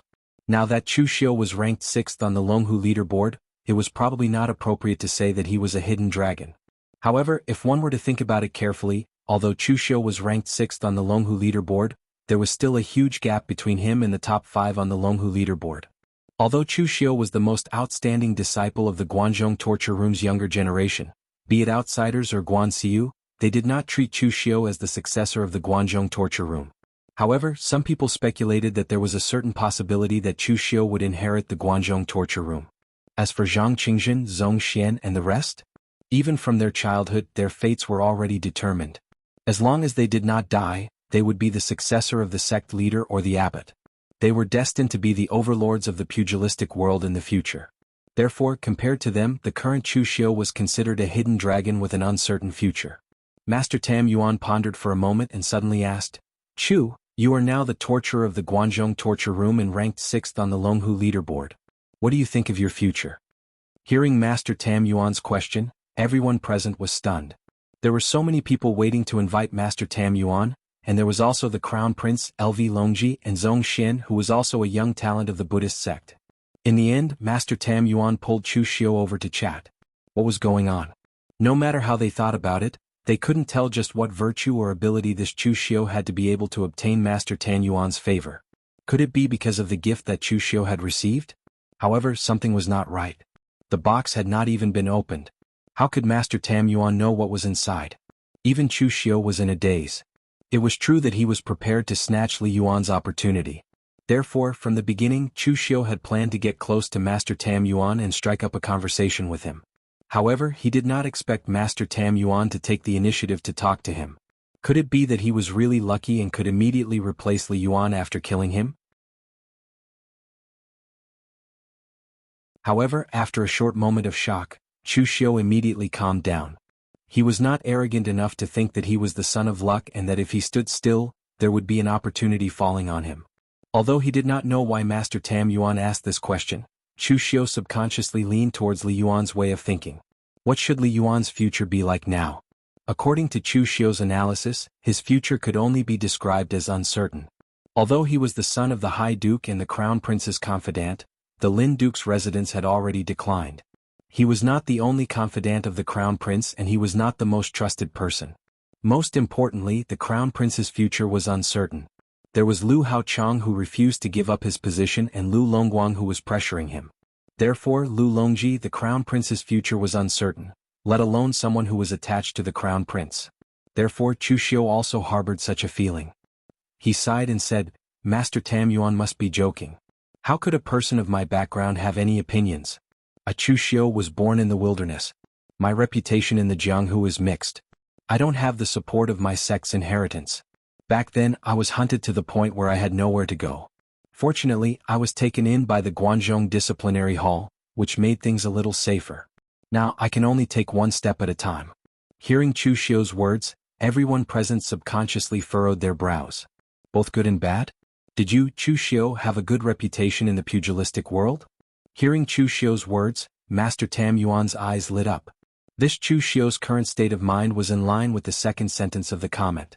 Since he lacked an inheritance, now that Master Tam Yuan had given him an inheritance, it was the finishing touch, gathering wind and clouds. As for the last sentence of the comment that predicted the future, Master Tam Yuan also found a reason. The Guanzhong torture room was located in the land of 3 countries and its location was extremely sensitive. In the past, Chu Xiu was able to fight against an army of 10,000 and stop the war with force. If the 3 countries were to go to war again in the future, Chu Xiu's strength would increase greatly after obtaining his inheritance. It was very likely that he would do the same thing as Chu Kuanga, or even better, stop the war between the 3 countries and save countless people. It had to be said that sometimes coincidences happen like this. What happened to Chu Xiu was only slightly similar to the comment, but Master Tam Yuan forcefully deduced 80% of it based on these clues. Coupled with the jade slip that was still emitting a faint glow, no one in the pugilistic world was more in line with Master Tam Yuan's requirements than Chu Xiu. However, Master Tam Yuan was a person who was about to die after all. He only had one chance to choose an inheritor. Although Chu Xiu was very in line with the jade slip and the comments requirements, intuition told Master Tam Yuan that he still needed to be more cautious. However, at this moment, Master Tam Yuan's internal organs felt a sharp pain.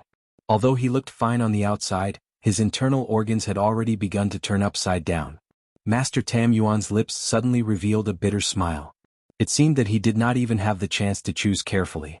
His internal injuries had erupted more severely than he had imagined. Originally, Master Tam Yuan thought that he could hold on for a few months, but now it seemed that it would be difficult for him to even hold on for a few days. Master Tam Yuan cultivated Buddhist techniques. Although it was not as powerful as the Great Light Temple's body-refining techniques, it was not weak either. However, all these years, Master Tam Yuan had been constantly running around and fighting, causing the internal injuries in his body to become more and more severe. At this moment he was already on the verge of collapse and could not hold on any longer. His body no longer gave Master Tam Yuan the chance to choose. He glanced at the jade slip that was still emitting a faint glow in his hand. Master Tam Yuan said to Chu Xiu in a deep voice, "Chu, this time I came to the Central Plains to return to my roots.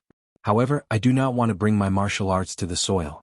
Therefore, I want to find someone to pass on my martial arts so that it can save the world and save people, so that it can become a martial art for saving people, not a technique for killing people. Now, I am going to pass on all my martial arts and the last bit of my skills to you. I do not need you to be my disciple. Between us, we are just teaching, not passing on the way. Do you want to agree?" As soon as this was said, everyone present was stunned. No one had expected Master Tam Yuan to say such a thing. Everyone in the Jianghu knew that Master Tam Yuan did not have any disciples. Even the Great Light Temple and Sabodhi Monastery had so sincerely invited Master Tam Yuan to come to these two places to preach. In addition to building up their reputation and admiring Master Tam Yuan, they also had some ulterior motives. Since Master Tam Yuan did not have any disciples, would he leave his martial arts in the Great Light Temple or Sabodhi Monastery during the preaching process? In the end, no one had expected that Master Tam Yuan did not leave his martial arts to the people of Sabodhi Monastery, nor did he leave it to Zhong Xin, the #1 person in the younger generation of the Buddhist sect in the Jianghu. He actually wanted to leave it to Chu Xiu, who was not related to him and had a bad reputation in the Jianghu.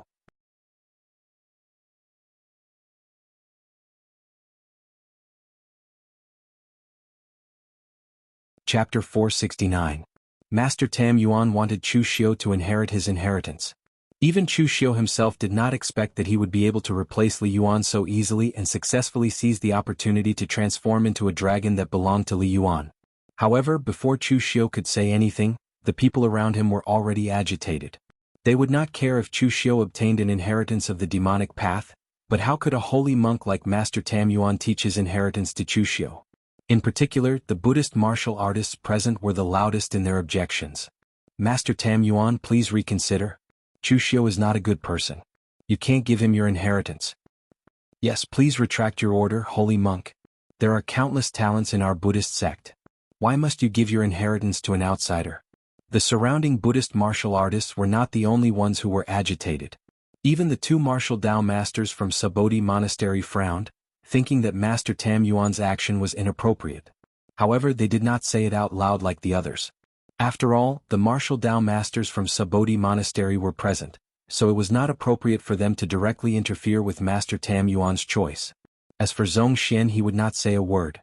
To be more arrogant, he did not care about Master Tam Yuan's inheritance at all. Even though Master Tam Yuan was once a powerhouse in the true fire spiritual cultivation state at his peak, he was still a rogue cultivator after all. The true fire spiritual refinement state was strong, but for so many years in the Great Light Temple, there were at least 80, if not 100, strong practitioners of the true fire spiritual refinement state. With so many people, would the inheritance they left behind really be inferior to Master Tam Yuan? With Zhong Xian's status in the Great Light Temple, he could choose any of these inheritance techniques, but Zhong Xian had never even learned them. From the day he started learning martial arts, Zhong Xian had only cultivated the Bright Ruler Seal. He had forcefully cultivated this technique, which was not considered a top-tier technique, to the acme of perfection. The Bright Ruler Seal could transform into tens of thousands of techniques, and its power was much stronger than if he were to learn other inheritances. Master Tam Yuan frowned. The intense reactions of the people around him were somewhat out of his expectations. Just now, the Long Tianying had only mentioned Chu Xiu's identity and other things. He had not mentioned that Chu Xiu's reputation in Jianghu was actually this bad. At this time, LV Longji directly stood up and said indignantly, "Master Tam Yuan, this Chu Xiu has a bad reputation in the pugilistic world. He is ruthless and has killed countless people. If you impart your martial arts to such a person, I'm afraid that your reputation will be ruined as soon as you become famous. If you let a person like Chu Xiu obtain your martial arts inheritance, he will only use it to kill people. Why would he use it to save people?" When Master Tam Yuan heard that, he immediately frowned. He looked at Chu Xiu and said, "Chu, is that really the case?" If only one person had said that, Master Tam Yuan would not have believed it. However, now that everyone was saying the same thing, even Master Tam Yuan was a little shaken. Chu Xiu's expression did not change as he said, "Master, it's true that I, Chu Xiu, don't have a good reputation in Jianghu, but I've never killed innocent people. In this pugilistic world, it's either people who kill me or I who kill them. If I didn't kill, I wouldn't have reached my current realm and strength. Moreover, when I was the patrol and torture officer of the Guanzhong torture room, the people I killed were all for the sake of order in the Guanzhong torture room so that more people could live. The previous torture officer of the Guanxi region did not do his job and caused the entire region to be in chaos. All the major factions fought and killed each other and many people died as well. It was me who used an iron fist to completely control the entire Guanxi region, minimizing the conflicts. Only then did the entire region become increasingly peaceful. Nothing can be accomplished without rules. If I hadn't killed those people, more of them would have died in the future." LV Longji gritted his teeth and said, "Sophistry. Then what do you say about how you foiled my plans in the southwest and incited the various factions to kill each other? For the sake of my second brother, you also caused no small number of killings in the southwest." Chu Xiu indifferently said, "I still say the same thing. Nothing can be accomplished without rules. In the past, there was no ruler in the southwest, so it led to the various factions in the southwest killing each other. Their methods were extremely fierce and cruel. Now that the southwest is under the second prince's control, everyone can no longer kill each other as they please. In the future there will undoubtedly be fewer deaths. There are gains and losses. In my view, it's very worth it to use those people who died in exchange for the stability of the entire southwest. But Your Highness, because I foiled your plans in the southwest, you slander me in front of Master Tam Yuan. I think that the one with bad intentions is you." Master Tam Yuan sank into deep thought. What Chu Xiu had said was actually quite reasonable. For example, in the East Sea, the hatred between the various islands was as deep as the sea. Everyone attacked and killed each other. Even if there was no hatred between them, they would still fight to the death for the sake of profit. Thus, after Master Tam Yuan arrived at the East Sea, his first step was to use force to completely subdue them and then spread the Buddhist Dharma to establish order. However, Master Tam Yuan was only one person, so this process was very long. Even now, the order he established had not yet spread to the entire East Sea. And from a certain perspective, Chu Xiu's methods and Master Tam Yuan's were the same. It was just that Chu Xiu's methods were more ruthless. If Master Tam Yuan was as ruthless as Chu Xiu and directly killed people, the East Sea would have long since quieted down. Master Tam Yuan was not one of those pedantic old Buddhist monks. Everything he did was based on Buddhist scriptures and he viewed good and evil so simply. In the past, when Master Tam Yuan was preaching in the East Sea, he had encountered something like this. There were 3 islands in the East Sea called the 3 Evil Islands. There were some extremely vicious people who were ruthless and extremely greedy. The master of the 3 Evil Islands, the green-eyed blood demon Han Dongming, was a famous devil in the East Sea. He did all kinds of evil and was extremely cruel. At that time, Master Tam Yuan had just stepped into the martial arts grandmaster realm. It just so happened that the leader of the Cetacean Society, Long Tianying, had personally asked him for help. Thus, Master Tam Yuan had prepared to get rid of the 3 Evil Islands. As the saying went, capture the ringleader first. Master Tam Yuan had come to the 3 Evil Islands and fought with Han Dongming. He had tried his best to kill him. Just when Master Tam Yuan thought that the ringleader had been killed and the 3 Evil Islands had been completely dealt with, the other villains on the 3 Evil Islands had fled at the sight of him. They had scattered throughout the entire East Sea and caused even more evil consequences. They had killed countless people. In the end, it took Master Tam Yuan a few years to get rid of all the villains on the 3 Evil Islands. In just a few years, this group of people had caused more damage to the East Sea than in the past few decades. This karma was undoubtedly on Master Tam Yuan's head. At the same time, it made Master Tam Yuan blame himself. If it had been other Buddhist martial artists, they would probably not care about anything else after killing Han Dongming and becoming famous in the pugilistic world. However, Master Tam Yuan was reflecting on whether he had done the right thing or not. Han Dongming had committed countless crimes, but he had established the 3 evil islands and controlled most of the villains in the East Sea within a certain range, so the threat they posed was limited. However, after he killed Han Dongming, the evil people of the 3 evil island lost their restraints and caused even greater destruction. From then on, Master Tam Yuan understood a principle. Sometimes, good and evil could not be seen clearly at a glance. Someone did something that everyone thought was good, but in the end, it caused great evil. Some people seemed to be wicked beyond redemption, but their existence saved countless lives. Karma was the most difficult thing to predict. Therefore, Master Tam Yuan could not decide if he should impart his cultivation technique to Chu Xiu. However, after seeing the glimmering jade slip, Master Tam Yuan made up his mind. He was not good at divination, but he believed in his old friend Taoist Tianshu's attainments in divination. Since the jade slip had glowed after meeting Chu Xiu, it proved that he was the person he had been waiting for. He did not have much time left and could not afford to delay any longer. Therefore, Master Tam Yuan said in a deep voice, "Everyone, there is no need to say anything more. I have made up my mind. Since Chu is willing to be my successor, I might as well impart my martial arts to Chu instead of bringing them to the grave." Seeing how determined Master Tam Yuan was, everyone present immediately revealed confused expressions. LV Longji's expression was even gloomier. The martial arts inheritance belonged to Master Tam Yuan. He could give it to whoever he wanted. How could they snatch it from him? However, LV Longji was still secretly cursing Master Tam Yuan in his heart. It seemed that he had truly become muddle-headed with age. He had such a great reputation overseas in vain, but in the end he had blindly chosen Chu Xiu as his successor. How could he go about explaining this?